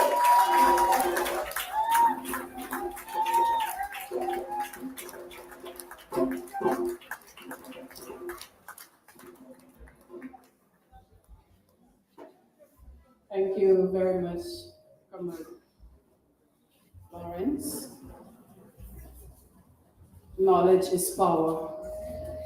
Once you have knowledge, cannot go wrong. As we continue, there are two persons I want to recognize at this time. Mr. Stanton Lambert, and there's a delegation from the PNCR delegation from the from the New York district. And also, thank you very much, sir. And also, I want to recognize members of the House of Israel. Are they here? Yeah. And I learned that Comrade Leader was very much close to those persons who, back then, the House of Israel. As we continue with our program this afternoon, we will have a national song, My Guyana El Dorado, and I will ask Mr. Hein, who will assist us this afternoon. Yeah, thank you. So for this national song, I would like us all to stand and sing this national song, lustily, My Guyana El Dorado. You were sitting a long time, so we can stand up now and release a little pressure and sing our national song. You ever don't hear these songs in the school now? At the count of 3. 1, 2, 3. My Guyana El Dorado, best of all the world to me. In my heart wherever I wander, memory enshrined and see. All my hopes and aspirations, all my longing, lonely time. Everlasting bonds around us as the fading year rolls by. My Guyana time's unfolding, more and more my destiny. Your redeeming, lasting splendor, all the years are lost to thee. And the dawning of my glory, o'er the long, long night is last.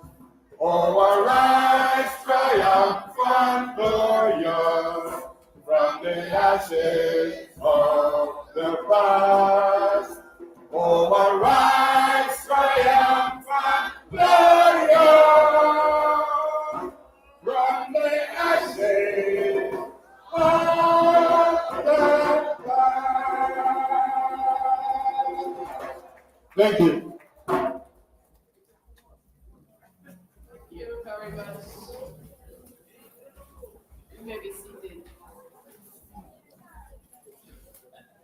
As we continue, and those songs were very much part of Comrade Leader and his whole vision for the young. As we continue, we have a guest here who would like to sing us a song, and he is Mr. Royston Peters, all the way from Esquivel. So put your hands together as we welcome Mr. Peters, who will be singing us the song this afternoon. Let's go.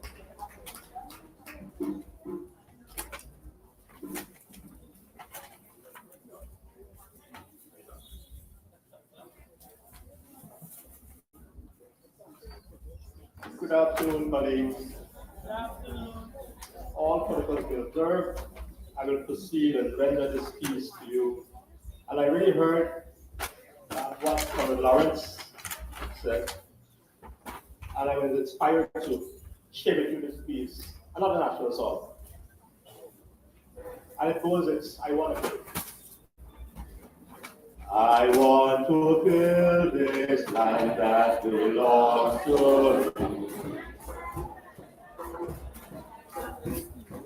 Plant on this land to build our economy. To leave for our children a nation that will be free. From all kinds of crops and leading dependency. We'll try to work and make a different his story. To end the fight begun by the great of peace. To live in a state of national unity. One people, one nation, one destiny and free. Lead our people onto their destiny. To play vital roles in building this land to be a nation that will be great and for all to see. One people, one nation, one destiny and free. I want to build this land that belongs to me. Plant on this land to build our economy.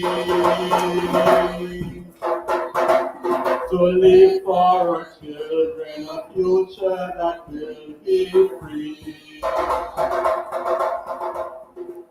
From all kinds of crops and leaning dependency.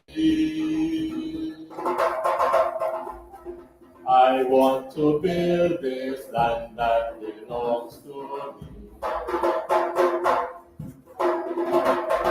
Work the plant on this land to build our economy. To leave for our children a future that will be free. From all kinds of crops and leaning dependency. I want to build this land that belongs to me. Plant on this land to build our economy. To live for a future that will be free. From all kinds of crops and leaning dependency. We'll try to work and learn from our history. To end the fight begun by the great of peace. to live in a state of national unity. One people, one nation, one destiny, and free.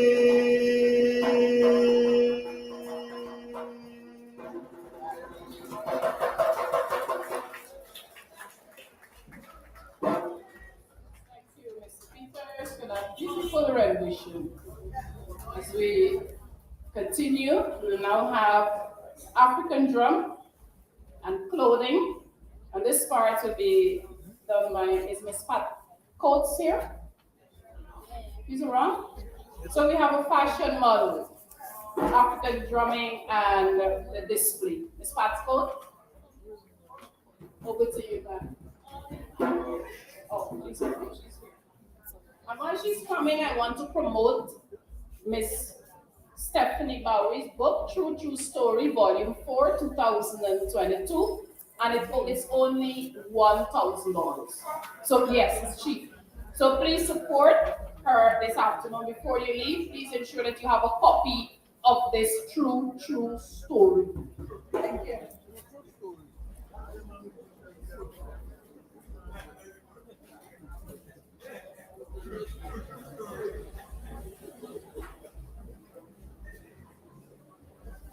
Jambo. To the female energy, Mahat, and to the male energy, Hotep.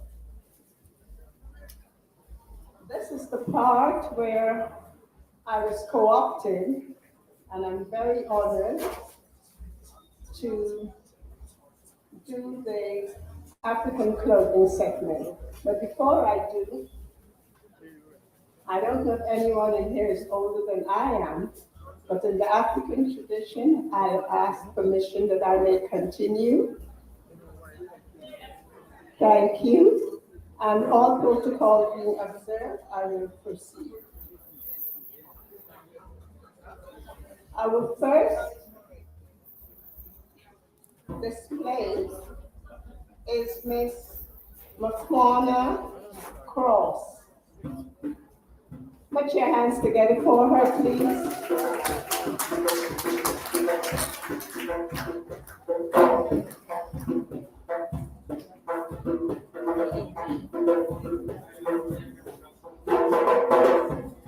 Makwana, as you can see, is in casual wear. But look how beautiful and how relaxing it is. She has a beautiful, beautiful flared skirt with head wrap and matching accessories. Isn't she beautiful?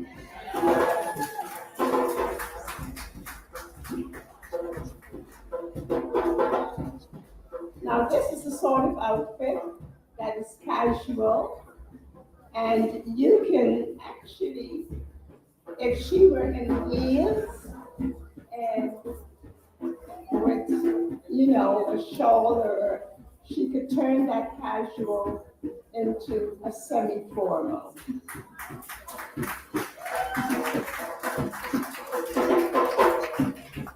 Following the corner is Nikayla, her sister Nikayla Cross.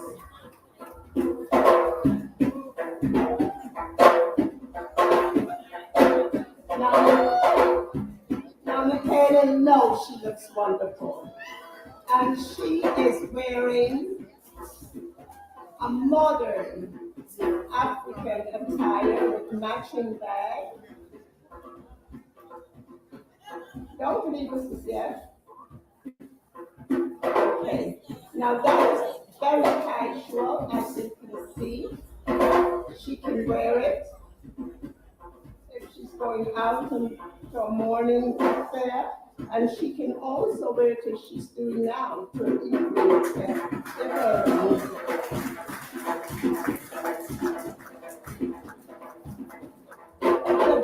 The beauty with African clothing is that it's very versatile. It's what you put, your accessories that denotes the style.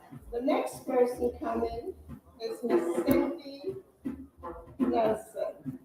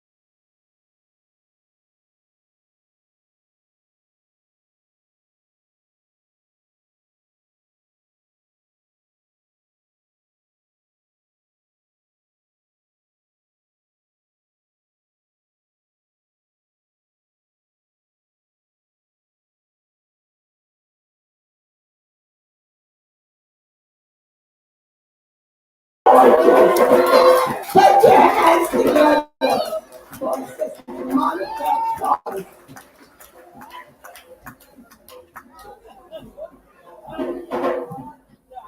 Now, I don't know, that's a hard act to follow. Don't you think? I know. However, following her is also our Sister Yvonne Ferguson. Put your hands together.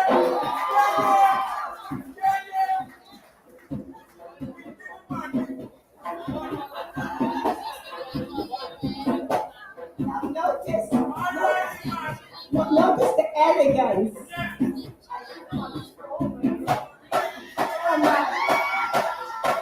I take that back, I take that back.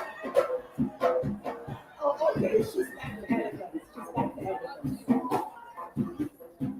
Note her dress has pockets that she's displayed. Beautiful colors, casual, with sandals to match, and matching head wrap.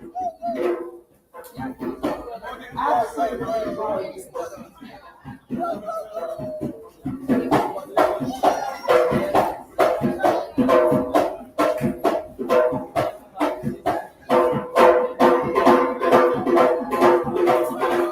I think the drums get the better of it.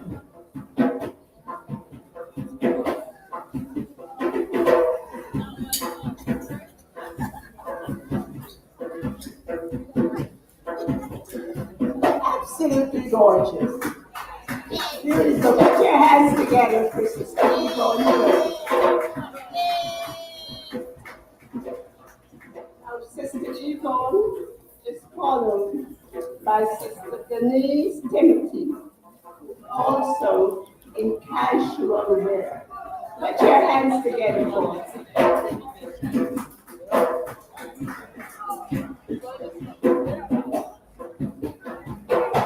Now she's wearing a two-piece, the sort of style that is Ghanaian, in that the top has a peplum, and Ghanaians normally emphasize their peplum in sleeves. Absolutely gorgeous, casual wear. And again, I may add that Sister could turn that very easily into a semi-formal if she would put some heels on and handbags and accessories. Very versatile.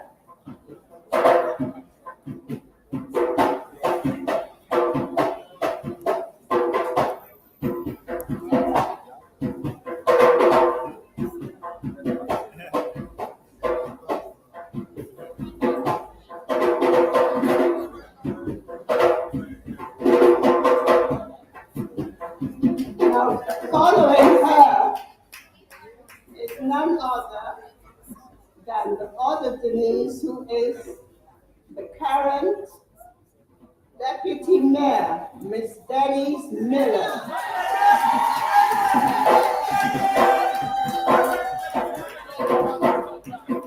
Now, Deputy Mayor is wearing a combination of a Ghanaian outfit, as you can see, it's an original, and she is draped with the Dutch candy. So she has a combination of Ghanaian and Dutch. And her head wrap sets it apart. Beautiful contrast, matching necklace. Absolutely gorgeous. And that is definitely a formal wear.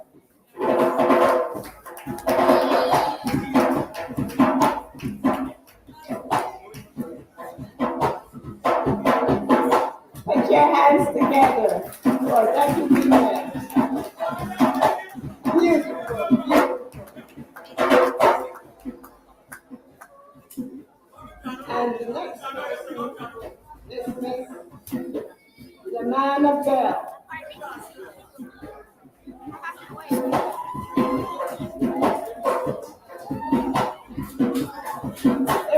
gorgeous.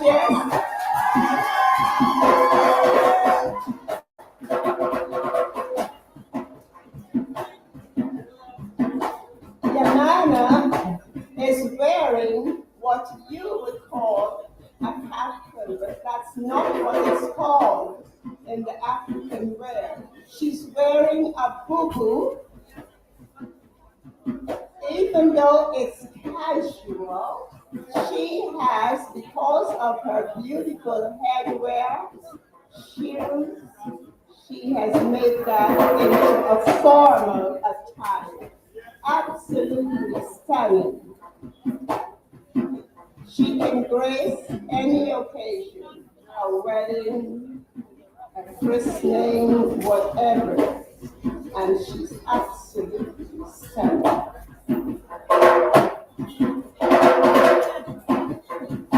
Put your hands together.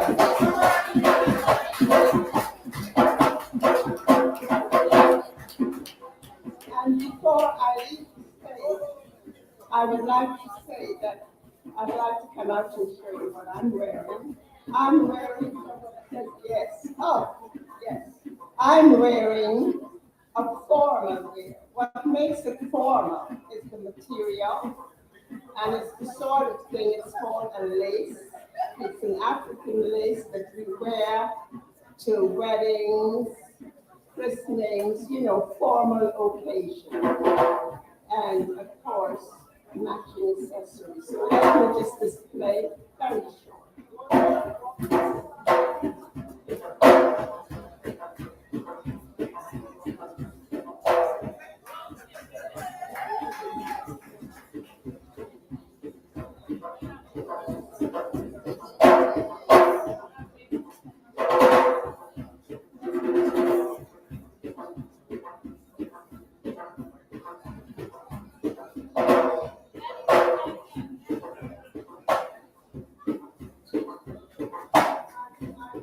Know that the head tie or head wrap is one of the modern, what we call self-wrap. So you don't have to be fighting. You can buy your head wraps self-made and just put them on, okay? So with that, I hope you enjoyed our little display, and we thank you.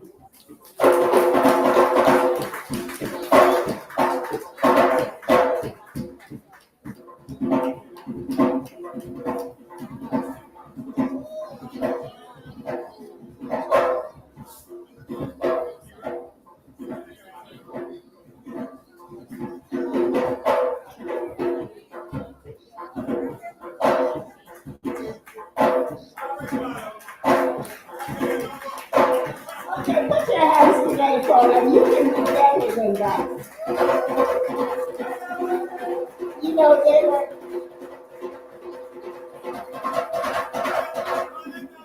know, they were waiting for hours, sitting out there, come out and display. So please, give them a really warm thank you.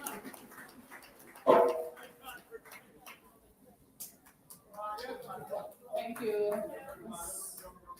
folks. As we continue, please remember to get your True Story book from Miss Stephanie Bowery. And so we're going to invite her one more time to do another poem this afternoon.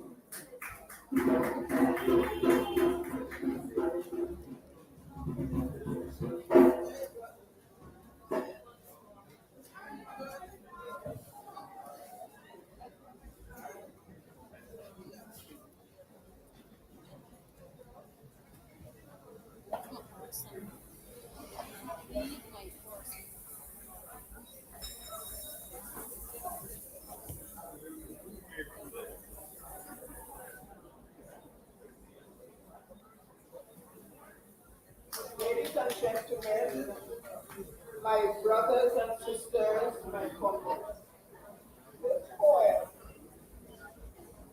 was written 10 years ago, especially for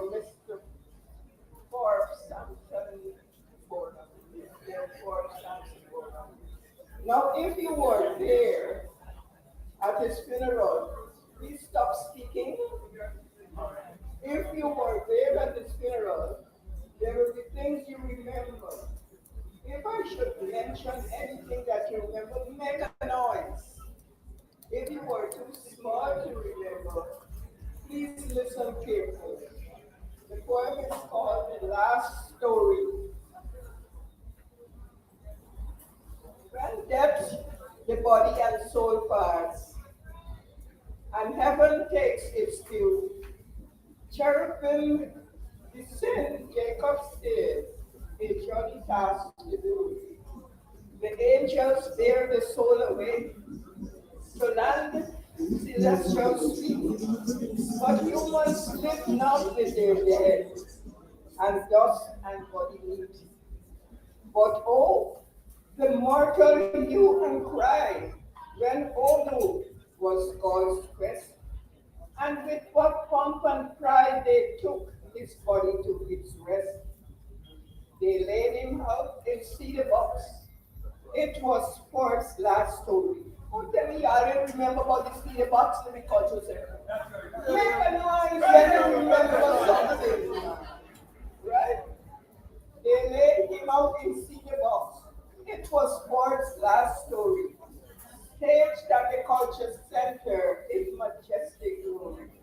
There thousands brave filed past his there. Their last farewell to say, the monarch with the cup of death to bless him on his way. The lame were there, the blind, the old, the godly and the wrong, the proud, the aged, and the young, the rich, the weak, the strong, and folk of every shade were there, thank you, dear, of every mental size. Religion in its gift was there, also the otherwise. Some came from far across the sea to share that last story. Ideas and cultures lost meaning. Death was a victory. And solemn constant moved the queue, while centuries vigil kept, while lights burned at the coffee square, while thousands wept. Let all that is within me cry, Jesus, Jesus, Jesus. Burst out from bosoms bathed with faith in crescendo glorious. And all around the countryside, men's voices echoed song.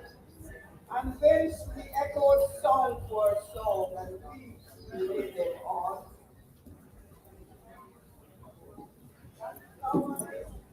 Flowers everywhere lent fragrance to the day, and the beauty and the silence filled all the place with sway. The corpse movements, National Park, a sea became flowing. The day of parting had become the day of gathering, and some in song and flowing speech, priceless offerings made. But greater was that tribute which each by his presence paid.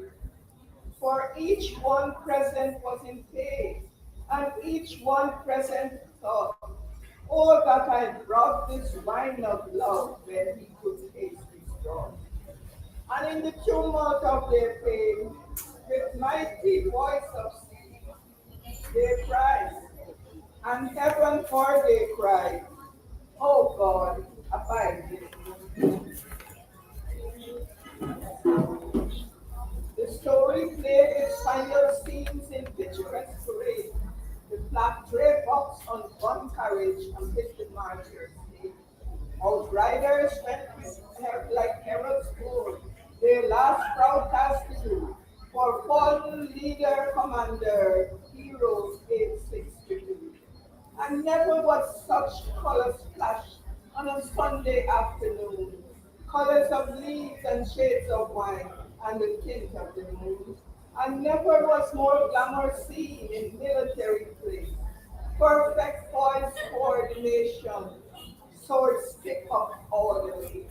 Guns on shoulder, guns on hip, quick march, slow march, in fine, steady, faultless, unwavering steps, in boots of mirror shine. 18 escorts in green and white, on horseback made the start. Then officers, swords drawn and smart. Next, Marie's all 60 and 2, heads bowed leads death's village, arms linked in mutual, pale and grief, brought up the gun carriage. 10 flanking horse, his honors bore, on trails arranged with joy. But at his death, he won his best, a love which God had wrought. And up behind the horse, jack boots, reversed in stirrup set, his horse without a rider walked, his eyes down and wet. I'm going to read this Samson again. I want to hear some noise. Nobody remember the horse with the jack boots turned backwards?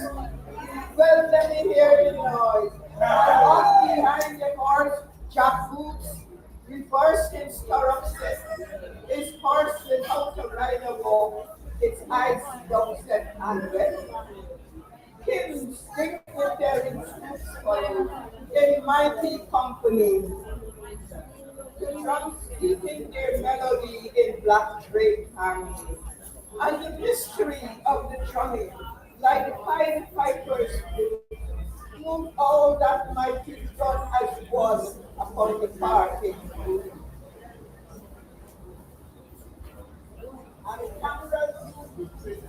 And cameras capture the splendor of uniforms and frills, of glittering swords, gleaming boots, berets to its frills, and radios painted in color on the short scenes of things, pictures of songs, of sighs of praise, of the depths of fear.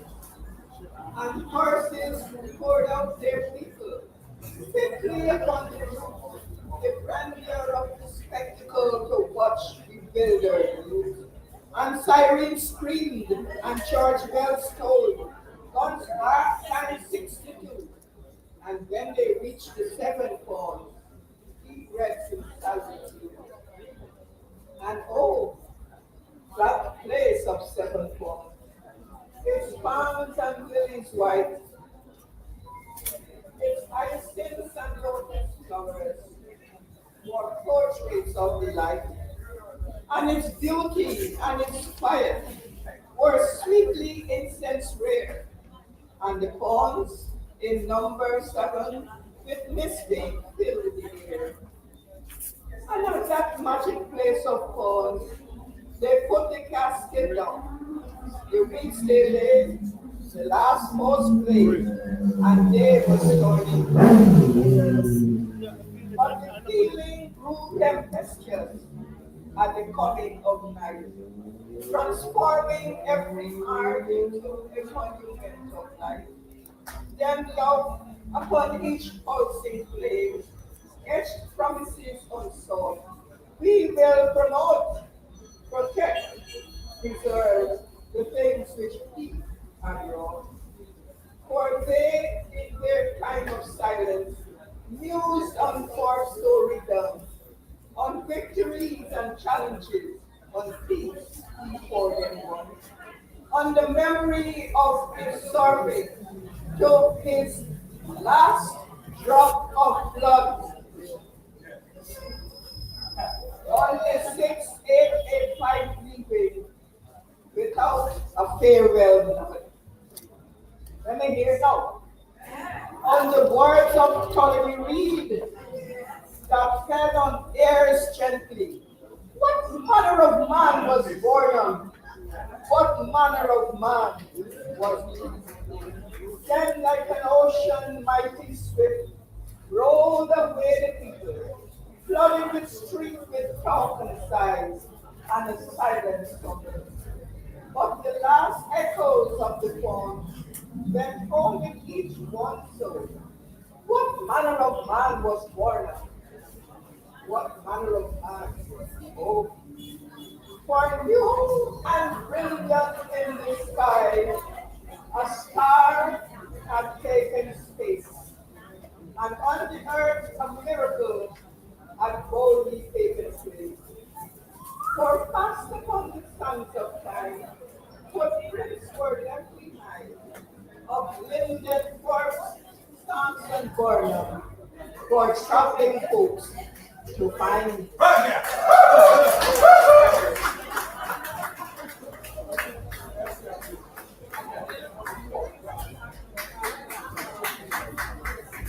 All right. Thank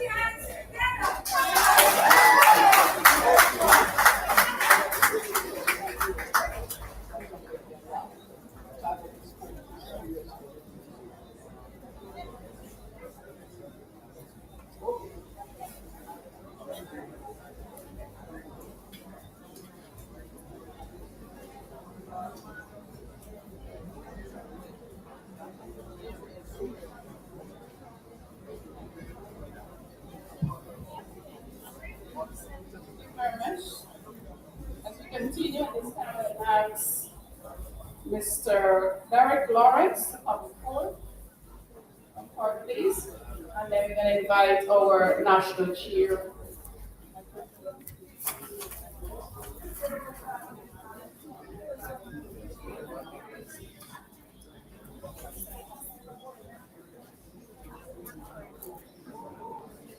Ladies and gentlemen, the National Congress of Women is well pleased with the son and offspring of Linden Forbes Samson Burnham. Today he fed us well.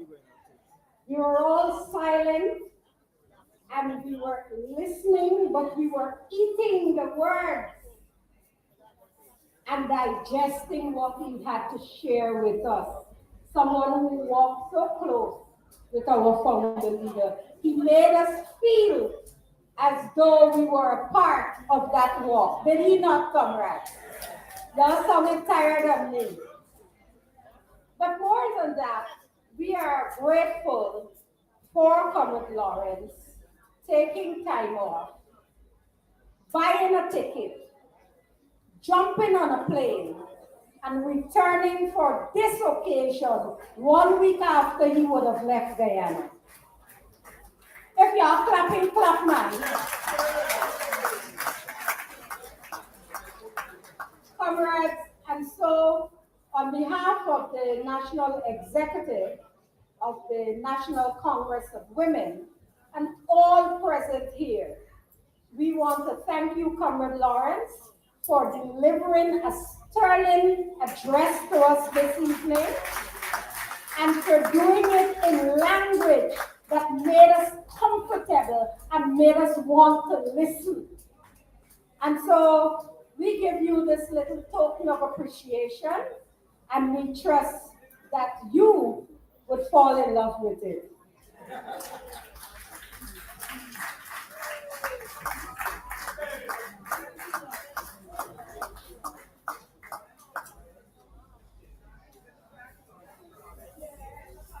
Okay. So we're coming to the end of today's proceeding, but before we do that, we will once again invite Ms. Benedict from Region 10. This is a special request to do the song she did earlier, Bridge Over Troubled Water. Ms. Benedict, take it away. Oh, she's doing another song, and that song will be I Did It My Way.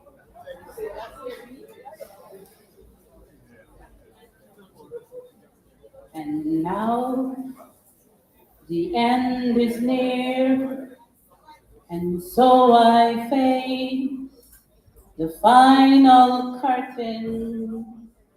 My friend, I make it clear, I'll state my case, of which I'm certain. I live a life that's full. I traveled each and every highway, and more, much more than this, I did it my way. Regrets, I have a few, but then again, too few to mention. I did what I had to do. I saw it through without exception. I planned each thought course, each careful step along the byway, and more, much more than this, I did it my way. Yes, there were times, I'm sure you know, when I did more than I've been to. But through it all, when there was doubt, I hid it up and spit it out. I faced it all, and I stood tall and did it my way. For what is a man? What has he got? If not himself, then he has not to say the things that he truly feels. No, not a word of someone who kneels. Let the record show. And I took a blow and did it my way. Thank you. Thank you. You did it your way, and Forbes Burnham did it his way. So we're coming to the end, and at this time I want to invite, thank you very much, Ms. Bentic. At this time I want to invite the first vice chairperson of the NCW, Ms. Carol Smith Joseph, to do the vote of thanks. Ms. Joseph. Good evening. In everything, you must give thanks. And tonight, I want to start off by saying thank you, God, for giving to this nation a man by the name of Linden Forbes Samson Burnham. Tonight, I stand here, a product of Linden Forbes Samson Burnham, a person who enjoyed free education any other way my mom couldn't have done it.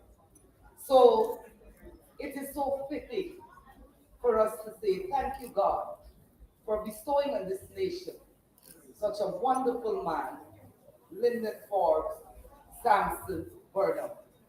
May he continue to sleep in eternal peace. This evening, I want to say thanks to quite a number of people. First of all, I want to thank the chairperson of our organization, Madam Honorable Alden Lawrence, Member of Parliament. A woman with a ton of strength. And we just call her Massa. But I can tell you, it has to be done. And she's one that I can say did it her way.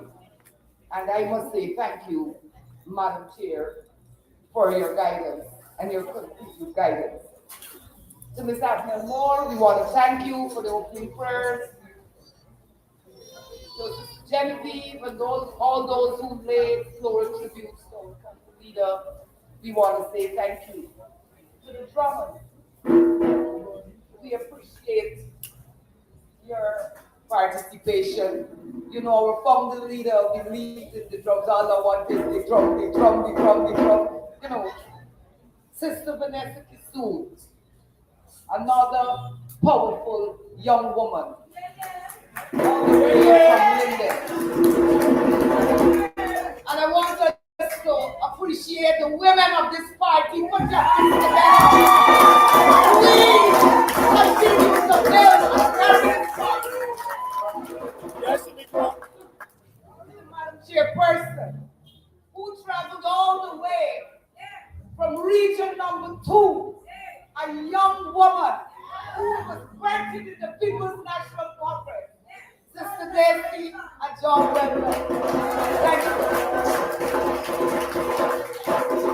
Our brothers in the circle of love, you have always been a part of us. Thank you. Brother Vincent Alexander, who has been in our time and continue to be in all the time. The Burnham Foundation collaborated with us, and this afternoon, that is why we have this beautiful program. Thank you, Comrade Vincent Alexander. We will continue to work with you. To Sister Bowery. But I have known Sister Bowery since a little girl coming up in the party, and I'm asking, what is she using to stay young? Sister Bowery still has it. And we are honored today to have her with that memory. Thank you, Sister Bowery, for those poems. And Sister all the way from the quarantine, Sister Vera, thank you. I think when you introduced our leader, he himself probably didn't even know he was all of that. Thank you so much. I'd like to take this opportunity to thank our leader for gracing us with his presence this afternoon. And as always, his remarks were timely. To the sister from Linden who sang Bridge Over Troubled Waters. Any program for the leader will not be completed if Bridge Over Troubled Waters, and I did it my way, was not sung. Thank you, sister. To the Guyana Police Force Steel Orchestra, I want to say to you guys, thank you. You have always been a part of our program. Well, since we had COVID, we did not meet again. It's now we're meeting in this type of activity, and they're there with us. Thank you, Diana. To the Praise Tabernacle for Gospel Fellowship. Those young people lift our spirits this afternoon. The dance was timely. Thank you, thank you. So the brother who reminded me of my national service days, for all the way from Region 2, thank you. Thank you. To Sister Pat Coates, as usual, fashion. I remember last year, we the bigger girls, we did our thing. Thank you so much. Ladies who modeled this afternoon. Sister Pinda, who carried on the session this afternoon, we want to say thank you. Now I want to say a special thank you to a few people who assisted to make this possible. I'd like to single out Karen Reese Brown and team who assisted in bringing this compound to what it is today. And they were assisted by our staff from Congress Place. Thank you so much. To the Cat family, we want to say thank you. To our sister here, Pinda, who is the national treasurer, but in her personal and private capacity for her contribution towards the beautification of this place. To Sister Linda Gomes Halley, to Mr. John Adams, Miss Natasha Singh Lewis, the Singh family, Miss Jean Correa, Wim Jammer, Sister Pat Coates, and I would like to single out Miss Kim Chubb for her contribution. I'd like to say thank you to Brother Philip Drayton and Sister Shanika for being with us all day today and for putting out some lovely footage. Thank you guys. For the drivers at Congress Place, the PR team, you have always been with us. Thank you. To you, the persons who came today, from far and near, from as far as Riverton, from as far as Region 1, we have Region 7. Everybody was here today. I can tell you, it was appreciated. And I want to assure you that if we stick together, if we work together, 2025, my God, will be a bright day when the People's National Congress will return to power. God bless you all. Drive safely to your home, and we will continue to keep the name of Linden Forbes Samson Burnham alive, and his work and his vision. I love you. God bless us all.